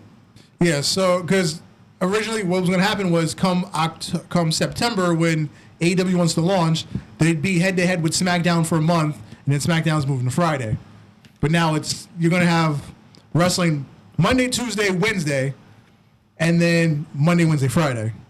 I think that's a nice schedule. Monday, Wednesday, Friday. So we're gonna have like one day of rest. Yeah. I feel like ROH gonna take that slot. I know ROH needs to do Saturdays. I miss Saturday wrestling. I miss Raw. I miss Raw AM where it was just the matches, and it was like the commentary talk, but it was different commentary. Yeah. And at the bottom, it was like the scores and shit are happening like on Real Sports. Yeah. I was like, this shit was easy to watch. Because if I miss Raw, just watch it in the AM on Saturday and just caught up on the show. Yeah, ROH should do Saturdays. Check this out. So Daniel Bryan reveals what he will be doing when he retires from WWE. He said once he basically Jim Jacobs' podcast, Daniel Bryan revealed that once his WWE contract expires, he will no longer wrestle full time. Period. Okay. When he decides to retire, he's going to focus on current world issues such as climate change. So he's actually really going to leave wrestling and go do something else with his life, like AJ Lee did. Okay. So I was like, I'm okay with Daniel Bryan doing that. He put his body on the line for us for years at this point. I'm okay with him leaving if he want to do that. He's got, 2 years left? Because I think he did 3 when he came back. Mm-hmm. Yeah. Also, apparently there's a video going around of SmackDown had a little encounter in the back. Apparently, 3 of the 4 horsewomen was walking back there, right? So not Sasha. Not that horsewoman. Talking about the real horsewoman. Oh, okay. 3 of them was walking in the back. So Sandra Blaze and the other 2, and then Ronda Rousey showed up. Already. So they're chilling in the back of the thing, but Ronda still isn't clear to come back yet with her hand. But they've been chilling together like a lot behind Raw and SmackDown shows. So I don't know if niggas trying to call up all 4 of them now. If they do, I would be okay with it because the longer they keep them together, and they just wreck shop. Like they keep them together and they be like a female Shield and just run through their women's roster on all 3 shows, I'd be okay. Okay. Also, did you hear about the beef that happened with Bianca Belair, her husband, and fucking Devin Mark? Didn't it happen a couple weeks ago? Actually, it happened 6 days ago. Oh. So then that was something else with Bianca, but go ahead. So apparently, Devin Mark put up this face and he said, be ready for NXT San Antonio. We're coming strong at the Aztec Theater tonight, Out of Limits. So basically, Bianca Belair's husband put a picture of his face, the stupid face he made. He zoomed it in. So this is what Mark said. Your woman knows about that face. Oh. So this is what Bianca said. Let me address you by your government name, so you don't. She said, so you don't know I'm not dealing with Daniel. Don't fucking play with me and my husband or insult our marriage. I am not the typical little. She said, this is not a typical little storyline for Twitter shots. Shut the fuck up, or I will knock your teeth back down your throat. I was like, Bianca Belair is the hoodest bitch ever, and I'm okay with her being this hood. I still don't like that hair, but anyway. I like it for wrestling, but outside wrestling, she don't wear it. Outside. Oh, we covered that already. We'll get back to it. Also, Nikki Bella was on, I guess it was Tonight Show, and she explained what happened to them coming back to wrestling and why they haven't been back. So basically, with Nikki Bella, she said she wanted to come back and fight for the women's tag team titles, but she had to call it completely quits. She has a brain tumor. Not even a brain tumor; it's a cyst on her brain. But she also hemorrhaged her neck again. Oh, so now she's on a dime stack, and she had a neck like a dime a stack. At this point now, her shit is weak. She can't do shit, so she can't take no more bumps at all either. And that cyst on her brain makes it more worse. So now she just had to fully complete retire. So I was like, damn, this bitch was tired in silence, and nobody even said a thing about her. That's fucked up. As much as they did for WWE. Hold on, pause. Pause. Did you? Okay. No. Becky Lynch's photo on Twitter. She. It's Seth Rollins with her hair. She screenshot that and said, "I guess this is gonna be my new profile picture." And Seth Rollins was like, "Really? That's funny." I was like, "They're a funny couple." Check this out. WWE offers wrestlers. Check this out. Listen. WWE offers wrestlers more creative freedom to improve the product. Okay. So apparently, Pure Fight WWE wrestlers are currently being encouraged to pitch more ambitious ideas to the writing team, with the ideas of being that they were now more willing than ever to try anything that they never done before to order to refresh Raw and SmackDown. I'm sorry, didn't Dusty say that they should have been doing this shit a long time ago? Yes. So now they want to do it after he leave? That's fucked up. What else we got here? Oh, so apparently in New Japan, we all know that's like the heaven on earth for wrestling. Then that NXT and AEW all number 1, and then WWE's number 2. Tama Tonga said that he wants a certain somebody in the Bullet Club there, and I didn't know who he was talking about until I read the name, and I was like, oh my god, I would love to see that. He want Luke Harper to be part of the Bullet Club. And I am okay with seeing Luke Harper go to New Japan. Yes. I need WWE to let him go. We've been saying that since the beginning. I need them to let him go, like, now. Like, ASAP, they need to let him go. Also, Hiro Atami, a.k.a. Kenta. He's hurt again? Nah. Oh. Took shots at WWE and 205 Live when he went back to New Japan. Oh, yeah, he's in the G1. Yeah, but he took shots at WWE. He said Kenta claimed that while he was intellectually expected to leave NXT for 205 Live, things quickly started deteriorating as he left frustrated by the lack of in-ring activity and left him unable to figure out who Hiro Itami was. On top of this, he was spiteful, using the WWE telling him what he could and couldn't do between the ropes, and the special quotes to calm. It says special quotes to all the calm. No good memories come to mind when it comes to 205 Live. Took the ultimate shots. Also, something made me laugh. Oh, I was going to cover the Seth Rollins and Will Ospreay thing because somebody in the chat was asking about it. Okay. All right. Go ahead. I believe it was Friday night before the pay-per-view. Seth Rollins went on Twitter and said, "Best pro wrestling on the planet, period." And then he said, doubling down, "Best pro wrestling on the planet, period. See that cruiserweight triple threat, Matt? And that's just one night, one match amongst many. Find anyone else alive who does what I do as well as they do it that often. You can't." So Will Ospreay came along. I wonder who tagged him in that. He said, "I'm alive." So then Seth Rollins replied, "I'm sorry, little guy. We already have a better version of you here. He just won the U.S. title. His name is King Ricochet. Keep working hard, though, little buddy." First of all, Ricochet only beat Will Ospreay 4 out of the 20 times they ever fought. So technically, y'all got a Kyron copy of Will Ospreay there. That's not the equivalent of. Remember, anything that happens outside WWE never happened. I'm about to say no. Remember, it did happen because remember they talked about how many times that AJ and them all won their New Japan titles. Except for when it's convenient. Nothing outside WWE happened. Fuck WWE. How about that? They all kiss ass. So check this out. So Cody Rhodes is basically promoting the road to Fyre Fest episode 3 of Being Elite, and they're talking about Private Party. You know, the 2 black dudes we saw back in Pro Wrestling Magic, the skinny dudes. So they promoted a flyer though. While Sasha Banks retweeted it. Of course she did. She's retweeting anything AEW right now. I didn't like Sasha Banks as much, but right now I'm loving her because she's so petty too. I just love the fact that she's so doing this now, and it's like she don't give 2 fucks. Like I think she's doing this just for the fact that so they can try to fire her. But they're like, you got us fucked up. We let Dean get away. You think we about to let you go too? No, your contract about to be 99 years. You're going to die here. What's the other one that?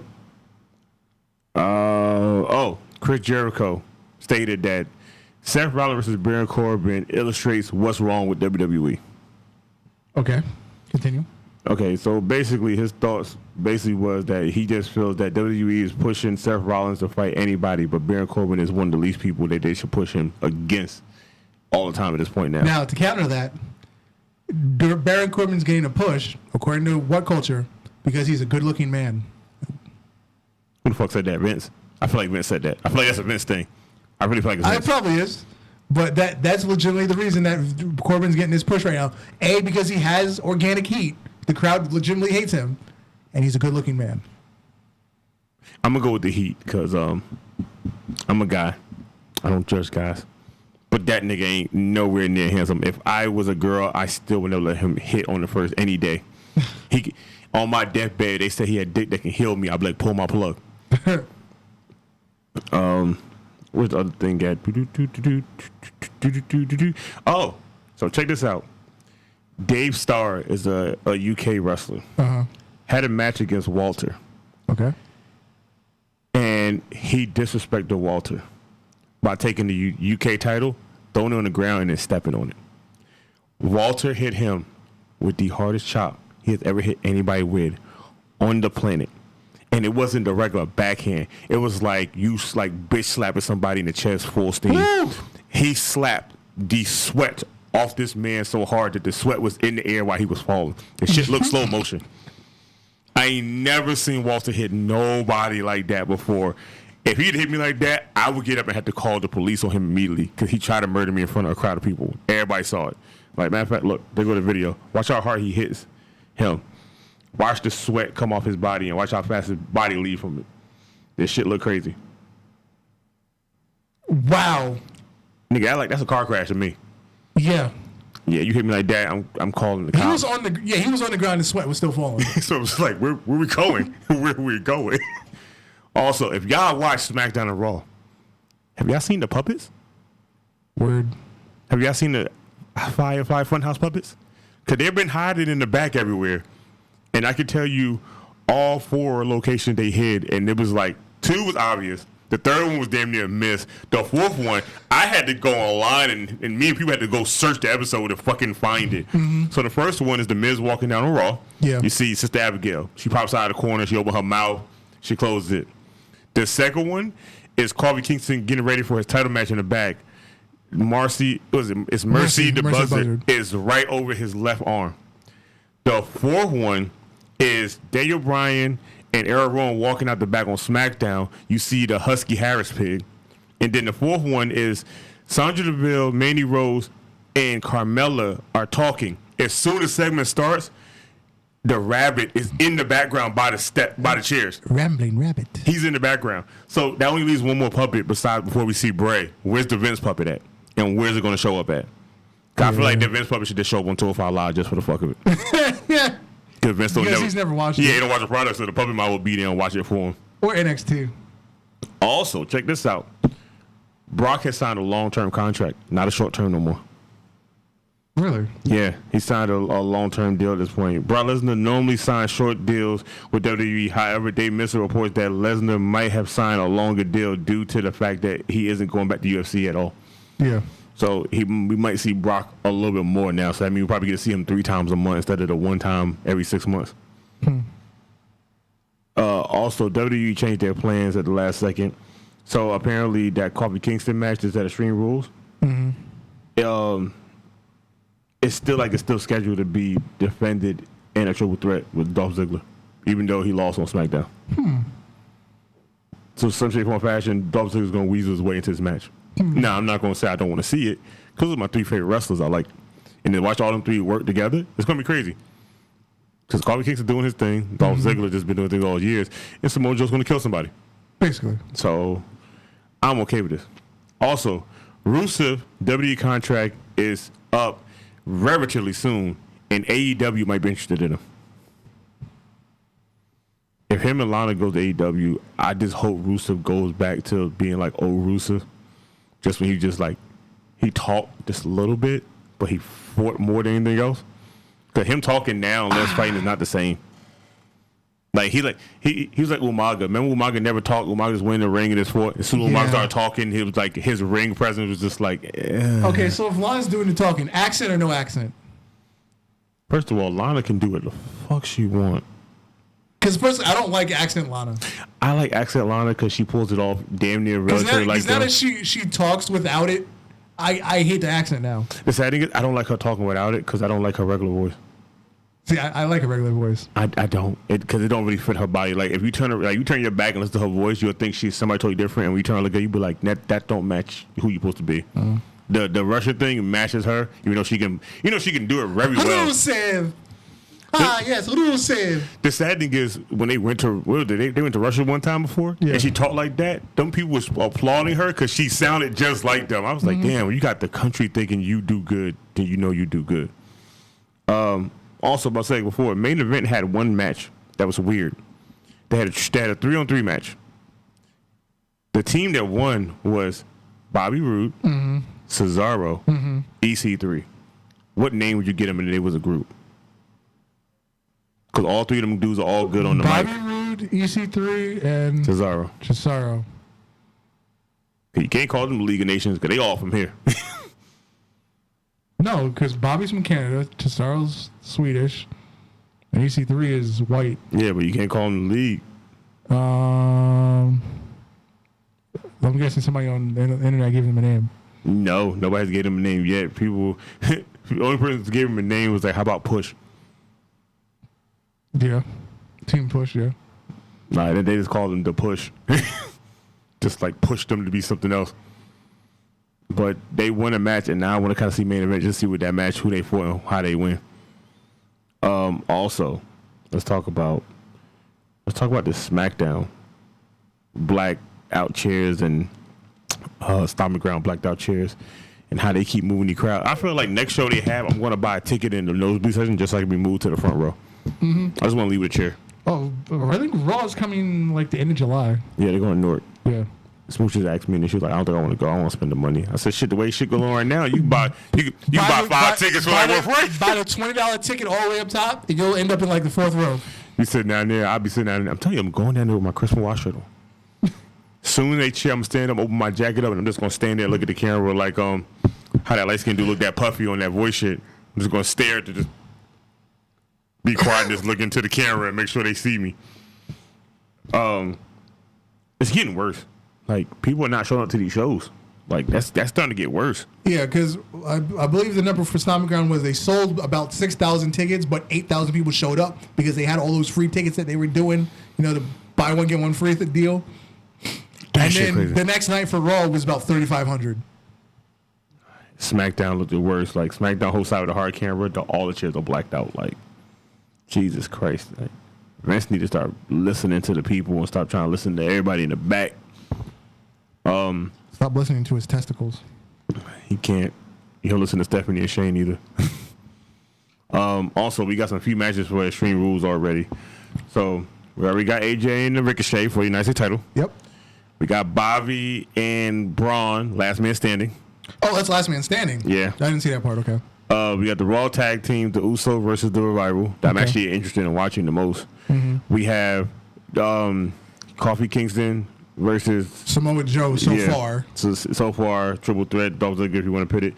We also have it's supposed to be a 2-on-1 Dolph Ziggler, Drew, Shane versus versus Roman, but now the Undertaker's there. Yeah. It's those two versus them two, and I still don't understand that whole complex. Well, I posted this on Instagram today on the I almost said the other show again. I knew you did. I was joining, so I couldn't say nothing to stop you. Jesus. Wrong show. Once again, Ultra Heelz _pod. I posted this today.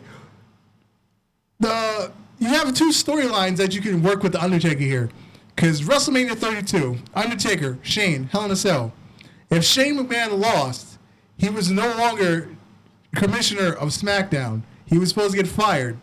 But if he won, Vince had a lockbox for him that he was supposed to give him. Oh, yeah. Shane lost the match. He kept his job. We never heard about the lockbox again. I feel like the lockbox was the wild card rule. Probably. And then, WrestleMania 33, the very next year, Undertaker lost to Roman. It's now Roman's yard. Allegedly, Roman's lost control of the yard recently. Is Undertaker come back to, teach Roman a lesson? I would be okay with that one. Yeah, I'd be okay with that one. Well, also, we got this match right here. And this match is probably going to be, to me, match of the night. We have the Intercontinental title match. It will be Finn Balor versus Andrade versus Shinsuke Nakamura in a triple threat. And only Nakamura's been on TV for like 5 seconds in the last 2 months? Hey, man. All I know is... How do you book this match and nothing more on TV? The same reason how they book Undertaker in the match, and he ain't been on TV since that damn. This Undertaker. It don't give a fucking damn. Build his ass up to this shit too. Don't just dumb. He show up and all of a sudden now he part of the main event. But you know what? Ricochet and Samoa Joe wasn't promoted. It just happened, and it was a great match. I thought it was promoted. I don't look at promotion. No, because Ricochet won the number one contender that week on Raw. Oh yeah, that's right. In that Fatal 5-Way bullshit. Yeah. Well, like I said, it was promoted then. That's all they gave a fuck about. Also, Jinder Mahal signed a new multi-year deal for 5 years. Oh, Jesus Christ. So, well, he's not going anywhere, but, Shanti. I'm mad they took the Singh brothers and put the niggas on 205 Live. Like, I kind of missed them getting thrown about by Randy and everybody else. I just miss Randy's face. When he would drop them and he did a little too much, he'd go... Especially when he threw... I forgot the name of that damn one Singh brother. He threw him and he fell. He turned around like... Shit, my bad. he knew he hurt him. And he still kept going. I'd have heard him went over there and talking shit like, "Hey, nigga, you all right? They were telling like you just dying, nigga. I am dying. Oh, my bad." Have you ever seen the videos of like Randy and like let's say like a maybe like the last time he was in like the Money in the Bank match? Like he's just like when he's like knocked out on the side of the ring.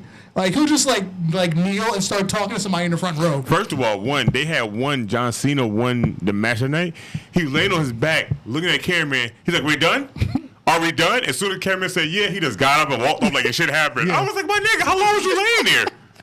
Like, what kind of shit is that? You can explain it all." No, Randy, he'll just like take a knee. He'll start talking to you in the front row. He's like, "Yo, what's good?" Like, yo, if Randy talking to me in the front row, I'm gonna be like, "Hey, don't look at them. Look at me. Look at me." Like Randy doesn't care. He'll just have a conversation with you in the middle of a match. Randy been there so long. He been through so much shit to get to where he at. I don't think he gives two fuck about what the hell's happening. Randy about to be next Undertaker. Watch. This is gonna start showing up to tell niggas if he RKO you in the middle of a match, you having a match with him in the next pay-per-view off the grip. That's how you gonna start asking niggas to have matches with him. I wouldn't be mad at that. I would like for that to happen. I like to show with any brand at this point. Like they show NXT and just RKO somebody. Like show NXT and RKO Adam Cole just for the fuck of it. Word. And then just have a match. Don't even be no. Just have a match. Yeah. Just so I can see it. Yeah. I'll be okay with any of that. Hell, if he came there and fucking RKO fucking Keith Lee. Just RKO, slide out the ring, and just back out the arena. Yeah, just sliding. Yo, if they really wanted to draft somebody from another brand to a certain brand, just have Randy show him RKO them and had them be pissed off when show up and chase him. There you go. Like do like you did with Seth Rollins. Seth Rollins went all the way to a fucking NXT pay-per-view to try to get Triple H to fight him. It's like the reverse legend killer at this point. Basically, he killing the new legends of the he's like the reverse Flash. He's going to he's trying to kill off the present before they have a future. WWE awful all-time record of stopping ground pay-per-view. That pay-per-view normally gets around 15 to 16,000 buyers. However, 9,800 people showed up, and that's only the buyers in the U.S. No outside of there bought tickets. Jesus Christ. They said at this point right now, this is a new all-time low record for WWE pay-per-views. Yep. So it makes the backlash watchable. But that was the thing. It sold. It just ended up being the worst pay-per-view perhaps ever. Going into it, we expected a lot. It just happened to have been one of the worst pay-per-views ever. Now, check this out, too. Raw viewership went up as soon as The Undertaker came out. Mm-hmm. And it went up to it went up 1.8%. It was going down again. The last episode was 2.275 million views. Undertaker showed up, that bitch jumped up to 2.235 instantaneously. So if Vince want to do old school people and get old school people to come back, he needs to start doing them like he did Undertaker. Just don't announce them like you normally do. Undertaker will be here next week. Nah, fuck that. Just let niggas just show up and do something. Yeah, because everybody starts talking on Twitter and then everybody suddenly turns on Raw. Yeah, like just let niggas show up. Like if you want Goldberg this to like you don't want to see Goldberg wrestle, that's cool. But just imagine they don't say nothing about Goldberg ever showing up on Raw ever again. He shows up and just like I don't know, spear Drew or Shane just for the fuck of it. What's the first thing you want to do? You want to watch Raw next week, see what the fuck happened. You want to know who's going to show up. Just like they did, was it Raw's 1,000th episode, and they had Heath Slater fighting all them legends? Remember, they never told us what legend? Yeah. Everybody was watching every week to see what legend he was going to fight, and everybody came out with somebody that people wanted to see, except for Doink. Nobody give a fuck about Doink, because the real Doink been dead longer than that one was on TV. But everybody else showed up. Leader showing up. JBL calling Farouk out, even though Farouk don't do shit but sit in the crowd and just scream, damn. Like he can't do a spine buster or anything, nobody. Damn. Fucking Sid came in, did his power bomb. I'm happy he didn't get on no second rope. I was terrified. Vader showed up before he passed, doing his damn Vader moonsault. I'm still confused how the fuck he pulled that shit off his big ass. Freaking dude from Harvey Machinery, he started doing the Vader bomb. I saw he did it. He missed, and I was like, I ain't gonna lie, that was still smooth. It was fluent. Yeah. No, not me. I don't give a fuck how you talk to me. I'm not doing it. No Vader bomb for you. Nigga, first of all, one, I'm always scared of heights. Two, you want me to try to do a backflip and then talk about something, he's going to move. So I'm going to hit this mat and this plywood under here. And you want me to sell it? There's no selling. So I hit the ground, I'm like an anime. My head going to lift up and blood is just going to splat out my mouth. That's it. I'm dead. There's no need to look for me. And that's all news I got because news started flying out like crazy. Once everything started happening, news started falling out like crazy. Now, there is one thing that I want to bring up. Where is it? So boom, check this out. Watch Culture did a top 10 best wrestler 2019 so far. Okay. So starting off, I'm gonna just give you names and you tell me should they even be up here in the ranking of this. Okay. Okay. So we're gonna start number 10. Jon Moxley. He should be like number 1 or 2. Okay. Number 9, Bayley. I'm iffy on Bayley because I like the resurgence of her character, but she hasn't done enough yet. Number 8, Matt Riddle. Yes, absolutely. Number 7, Adam Cole. Absolutely, yes. Now this is where it started getting tricky. Number 6, Hiroshi Toshiba. Don't watch enough New Japan. Number 5, Kenta Hayabusa. Kenta? Yes. I've seen enough of him. Yes. Number 4, Shino Taga, another Japan guy. Tanahashi. Nah, this is Shino Taga. Different dude. Oh yeah, I don't know him. Number 3, Kobe Kingston. Yeah, absolutely. Number 2, Johnny Gargano. I feel like he's cooling off, but yes. Number 1, Will Ospreay.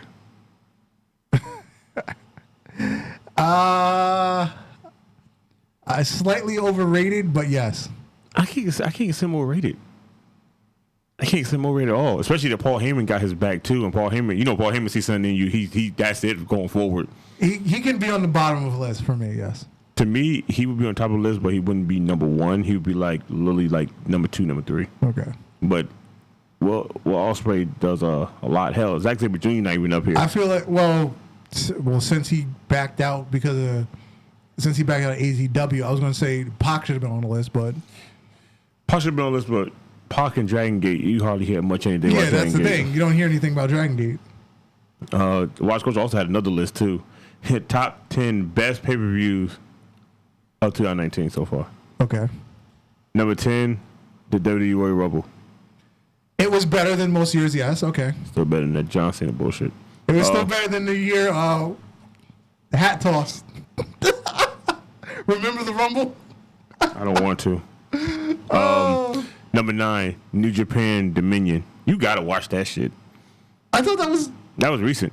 I thought that was coming up. No, that was recent. Oh, I missed it? All right. Yeah. All right. That was a little bit right before the Super Junior. Yeah, okay. no, the Super Juniors tournament. It was right before that.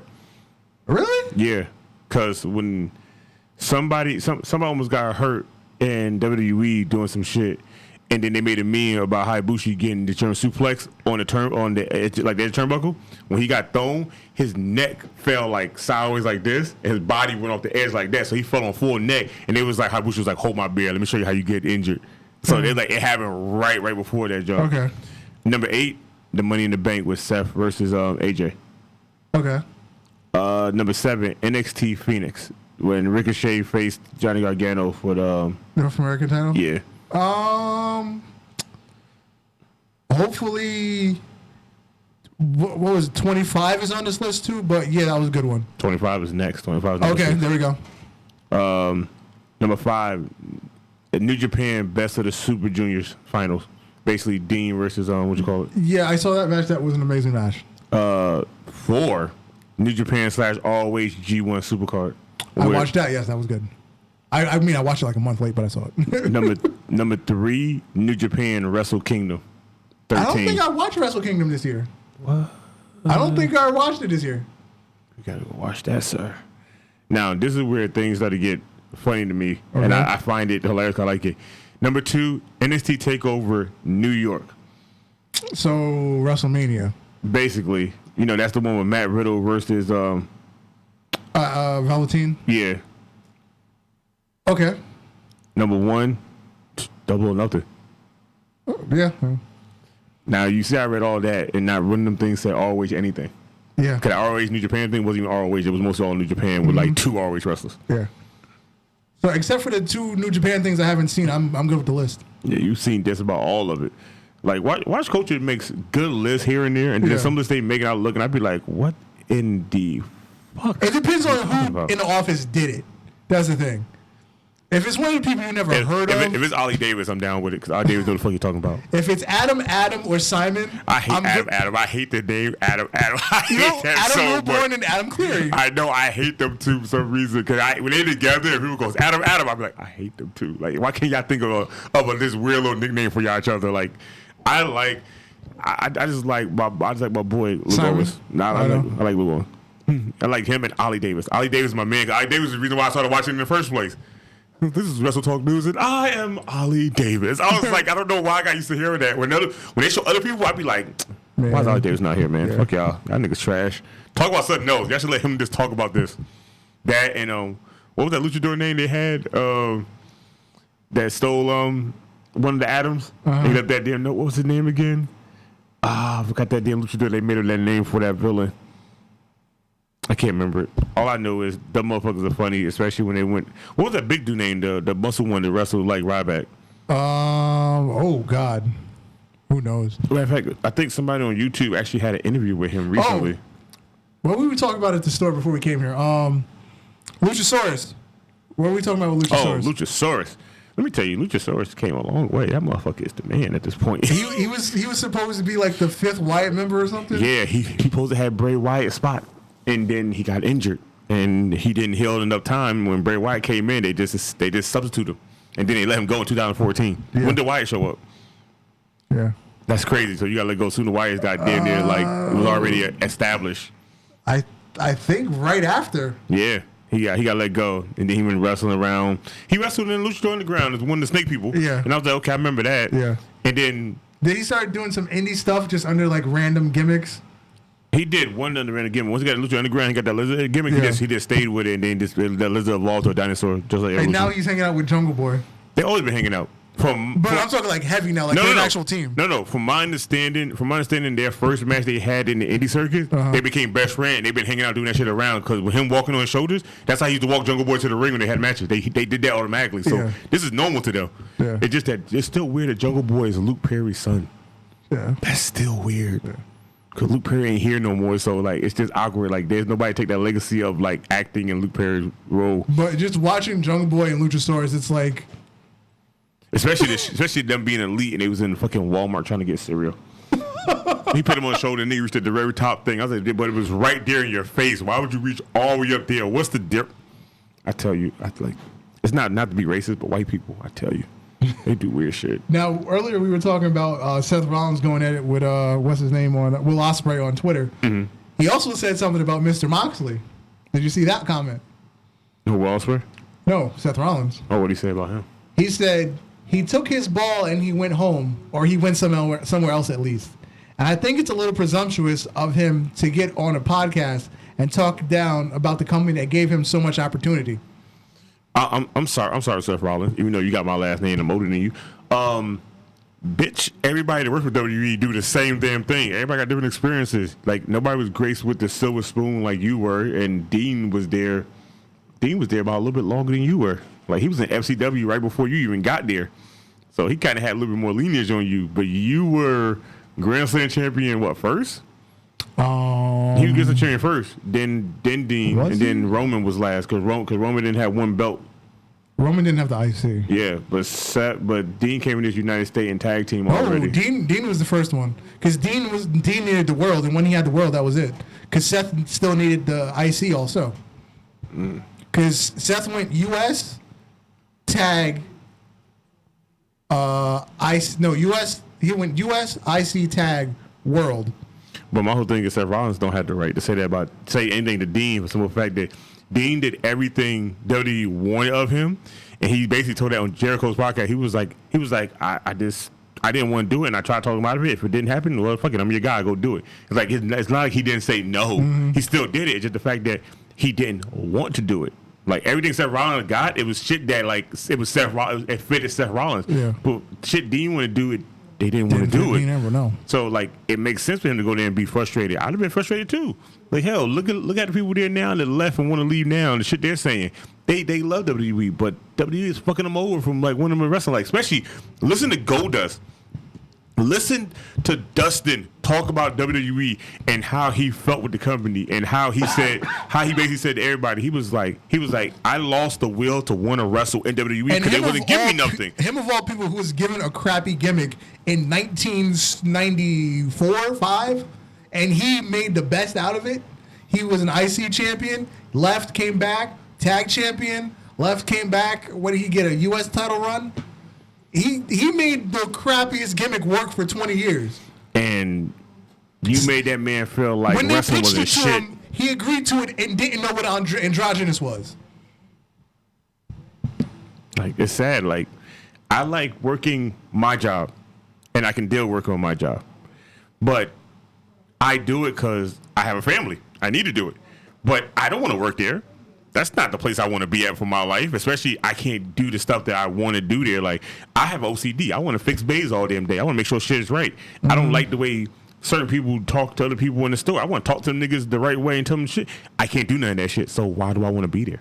Exactly. I'm grateful you give me a job, and I'm grateful you let me work, but I can't be in your company if I can't do the shit that need to be done right. Like, I just can't. That's how Dean felt. Like, Seth Rollins got in the right. Now, that's for the script. Now, what happened is Dean had Seth Rollins' position, and Seth Rollins had Dean's position, and he left. What would be the first thing he'd do?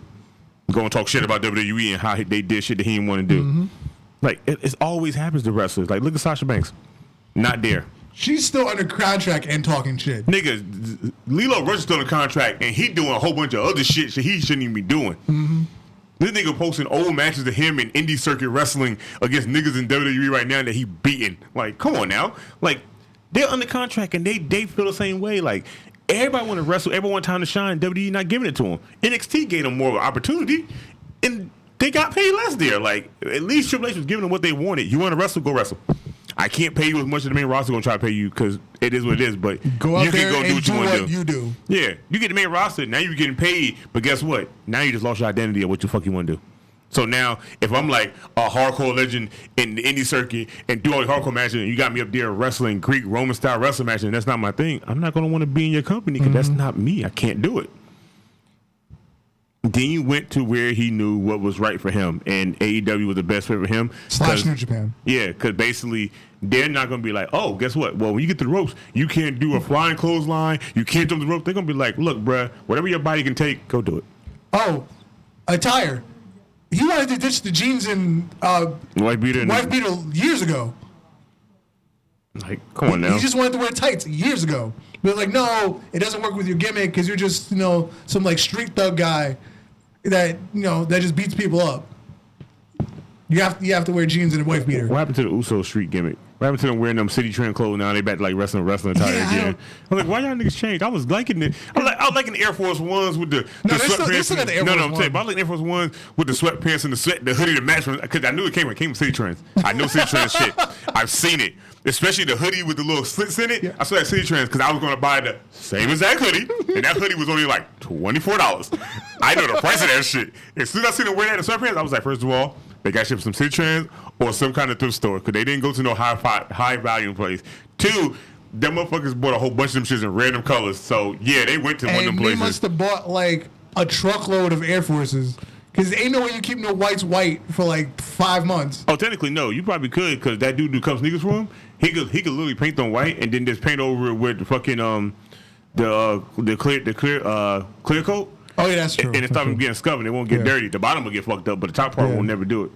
But like, come on now, these motherfuckers like I hated the penitentiary bullshit. But them niggas coming out in regular street clothes made me feel like y'all niggas some real thug niggas now. I like this. Now y'all niggas back to damn near wrestling attire. I'm telling you, when they gonna show up, watch they start having face paint again. Nah, then it's over then. And Vince gonna make them do it eventually. No, Vince is gonna break them up eventually. That ain't never gonna happen because I've been wanting that for Vince for breaks a long up time. everybody. Nobody stays together. Name a tag team that stayed together their entire career in WWE. The Usos. Besides that, besides them, he's broken up everybody.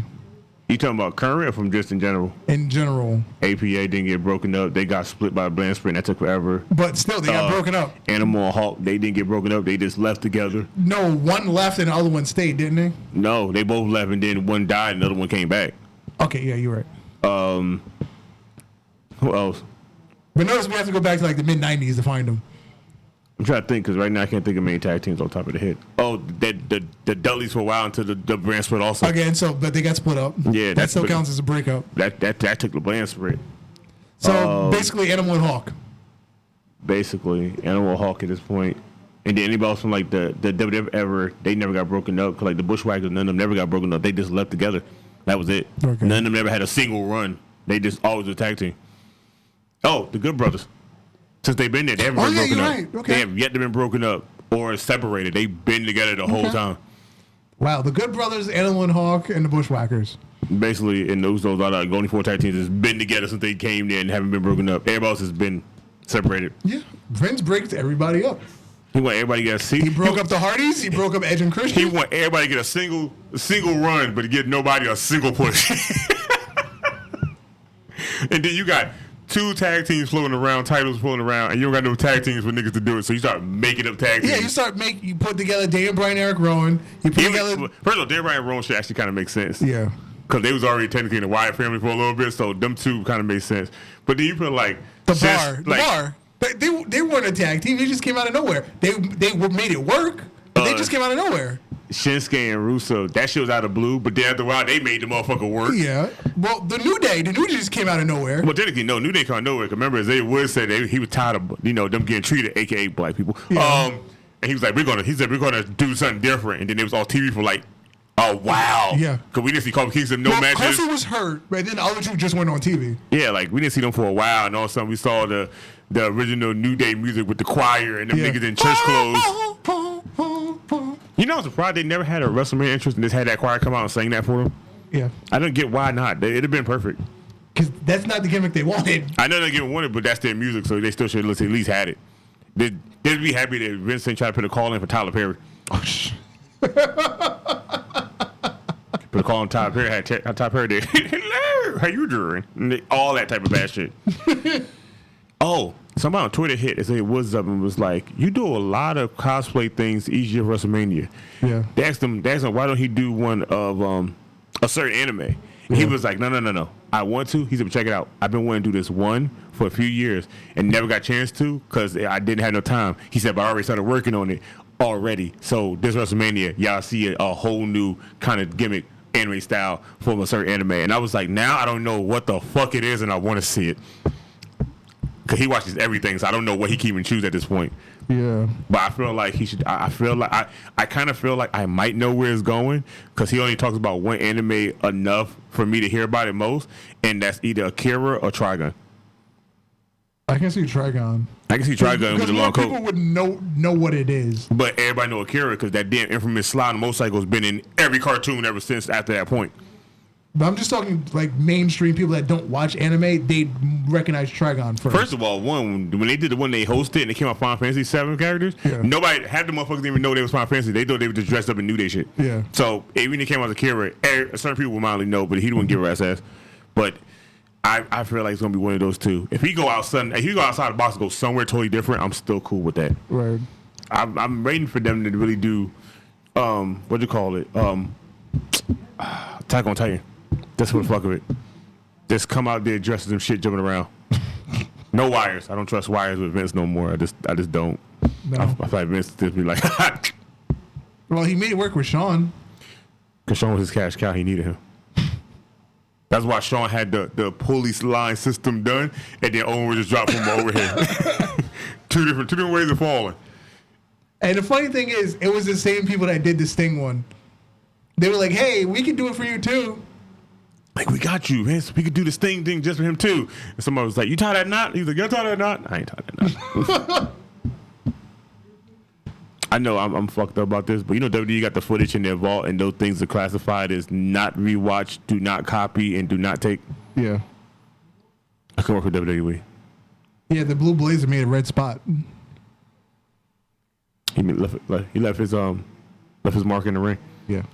And his ghost in the rafters somewhere. I got a lot of dark jokes right now for a lot of shit.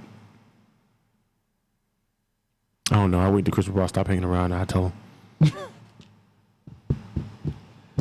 told you I got a lot of dark jokes. I do it at a job. I do a job so much now that people starting to know who I'm talking about.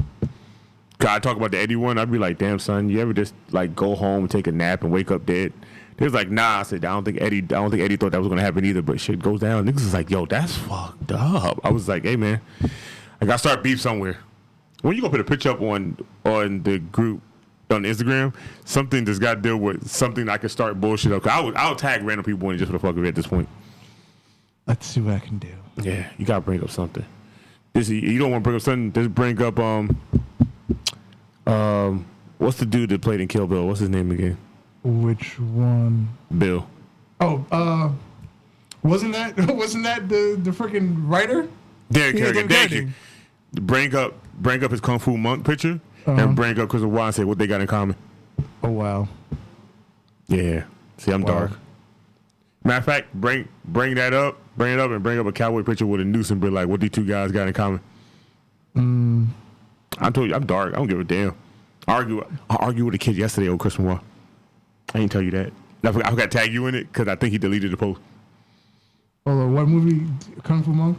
I think it's Kung Fu Monk. He used to come on TNT. It's one of the TV shows he used to do. That's the reason why I knew Kitten. That's the only reason I knew who he was. He died in such a beautiful, fucked up way. He died going the way he wanted to come in. Coming. Seriously. Erotic fixation in the closet. What else can I talk about that's not bad but bad? Talk about Batista talking about Becky Lynch butt all the time. Oh, yeah. I ain't gonna lie, she thick as fuck though. No, Nikki Cross is thick. No, see, Nikki Cross is not thick. Her butt is just wide. But Bailey shit, when Bailey walked, that shit jiggle and clap. That shit got some weight back there. Like she got some black in her somewhere. And if she don't, she had some black in her before. She's Mexican, I think. Really? Yeah. Get the fuck out of here. Hold on. Let me Google her. She's got an ethnic name. It's like Sarah. Well, not Sarah. Hold on. WWE. I would not think of her to be anything besides just she's white. Mexican or something. What? My life is a lie. Wikipedia, where are you? Pamela Rose Martinez. The fuck? That's her name. Got Spanish butt. I get it now. She worked under the name Davina Rose. That was her first. A Spanish name. I get it now. Because she got butt, her sister got titties, but neither one of them got the same thing. Yeah, that's a Spanish family. That's right. That's true. That's sad. That's sad. I realize that's just truly sad. But she's still thicker than a Snicker. Yeah, she absolutely is. Yeah, Martinez was born in the Bay Area, a suburb of North California, to a Mexican-American father. Wow. She's Mexican. She looks so white, though, with her long chin. Looking like the... yeah, that's the one thing that doesn't make any sense to her chin. Well... It looks like an old shoe. It looks like the Scream mask. That's what it looks like. Or the Scream mask. I still talk to her, though. I'll talk to her before I talk to Sasha Banks. Yeah, because once she's topping you off, all you see is nose down. I wouldn't care about that. I just talk to her before I talk to Sasha Banks because I feel like I touch Sasha Banks' hair, my hand would be purple. First of all, that's another. That's First of all, Nia Jax is not thick. Nia Jax is boo. Period. I will get her pregnant off of GP. Like they're gonna be like, why you get her pregnant? I'm like, do you see who her family is? I want to be part of the family too. Fuck all this. We married. Nia Jax is more than thick. That's a whole loaf of bread. Did you see her before she got in a car accident? How skinny she was? Yeah. Nigga, I still been with her to this day. They were like, she gonna get fat. I'm like, and I'm loving every piece of it. You got me fucked up. She tie wore me. It'd be like Bow Wow and Ciara all over again. I love her to death. Matter of fact, me and Sir Wilkins gotta have to fight with her. I don't give a fuck what nobody say. That podcast, me gonna have to fight because he got an autographed picture of her. And he acting like I ain't getting that shit. I forgot what we were talking about, but Kelvin brought up the when Droz got paralyzed. Oh, first of all, you can't even find that footage, and the only people that has it is Droz and D'Lo Brown. Could they actually talk about it? Because they said they look at it every so once in a while. At WrestleMania, somebody interviewed D'Lo about that, and he was like, "Yeah, me and Droz talked about it." He was like, "It's not your fault, bro." It was like, it happens. Yeah, like they watched the video and they don't know where the hell it went wrong at. It was like it was something normal they did, and all of a sudden it just left him paralyzed. Yeah. Even though I feel like he can get that shit fixed, because Vince could have just slid some money in there and helped that man out. But Vince was like, "You broke your neck, so." He ain't giving nobody money. Vince, you right. If Vince saw himself from the future and came back to ask him for money, he'll tell him no. No one is him. Yes. Vince is just that petty. Yes. I'm telling you, when he finally croaks and kick the bucket, I think he's going to have like Tony Stark. He's going to have an AI pin into a robot version of him. It's going to live forever, telling us still what to do. Like Dr. Gero from Dragon Ball? And more like Chucky from the new Chucky movie. Mm. It's going to be really sad. I'm okay with it. I really am.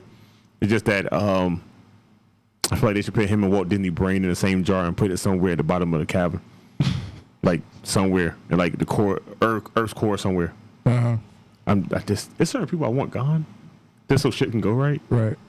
Those are the main two. Walt Disney and Vince. But Walt Disney's already dead. Hey.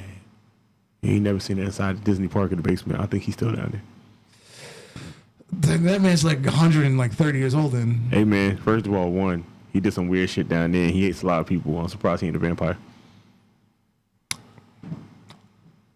Yeah. I can't argue with that one. Nobody can. To be honest, I got a theory about that, but I'll talk about that on a whole nother different thing because that shit is funny. It's a whole thread about a theory about him and Vince McMahon that makes it more weird. But I feel like, there's some SWAT stickers and shit around somewhere. Yeah, I heard about that. Yeah. So, what do you think going to happen at this Fight Fest for free? I wonder how many people going to tune in. What matches are booked other than only one I know is Moxley and what's his name? Was it Moxley Omega? Yeah, Moxley Omega, Jericho, and Hangman Page. No, that's all out. No, they just have a regular match. Oh, okay. Yeah, they have a regular match. I know Private Party supposed to have a match against somebody because they signed AEW. The Perfect 10 supposed to probably have a match too because he's fully signed with them also. I think most of the matches they're going to have are people that's fully signed with them at this point. Okay. So it's not going to be like the Double Nothing where they just had random people they didn't hire, because I would still like to see Ace Baby be there. Yeah. I need him there. I need him to push somebody into the crowd. That's all I want to see him do.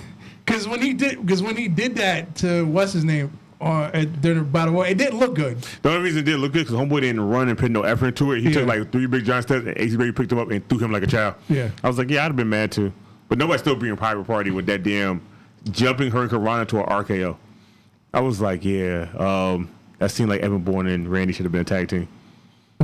Yeah. Where's Evan Bourne at? Since he's been injured, he's been healed. He hasn't been Lucha Underground, Impact, always New Japan. He's been nowhere. I swore he popped up a couple months ago. No, he hasn't popped up nowhere. He got injured. He got injured again somewhere around like his foot or like leg region, and he was gone for a few months. And then I heard that he was healed, and I never heard him again. Like WWE said they wanted him to come back, but that was the enemy hearing it. Once he got injured, I didn't hear nothing about him talking about him no more. Right. Because they were trying to secure his ass in before he went anywhere else. Because he wasn't contracting nobody. He was just a free agent. Like, he's like TJP. Or... Isn't TJP went back to Impact, right? Yeah, but he's not signed up for a contract either. Oh. He signed up to, like, an indie contract because he still got indie tour dates with, like, AAA and shit like that. Oh, so he's not on a taping schedule with them? No. No? Because he showed up to that... Yeah, have you watched Impact Wrestling lately? Have you seen their ring? Yeah. Well, that shit like somebody made that shit out of some toys before they made that shit to a real ring. Like that shit like it only hold like 120 people. Because their budget is like, I don't know. Nigga, they can, what you call that shit? They can hard camera the fuck out of them too and just use that shit like WWE. Yeah. Like why you got people sitting around this whole half of a ring and you know there ain't enough people there to sitting there like that. There's probably like a good 400 or 500 people there. That's it. That's still a lot for that kind of fortitude. And they don't be hyped.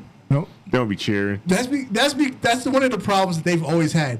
Because you have people that are just going to Universal Studios. You're not getting wrestling fans paying to go to Universal Studios just to watch Impact.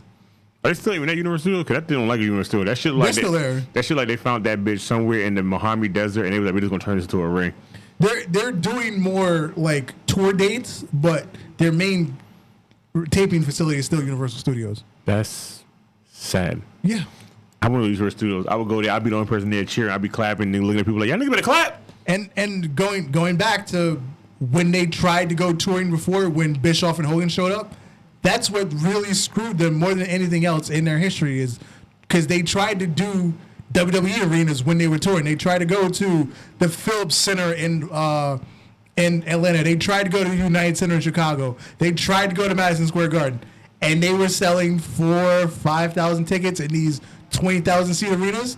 They couldn't even cover the rent. So, fuck that. Yeah, I'd have been crying. I'd have been like, so you paying us still, that right? set them years behind, just not being able to get back their money in ticket sales to cover the rent of these arenas. Never mind paying the talent.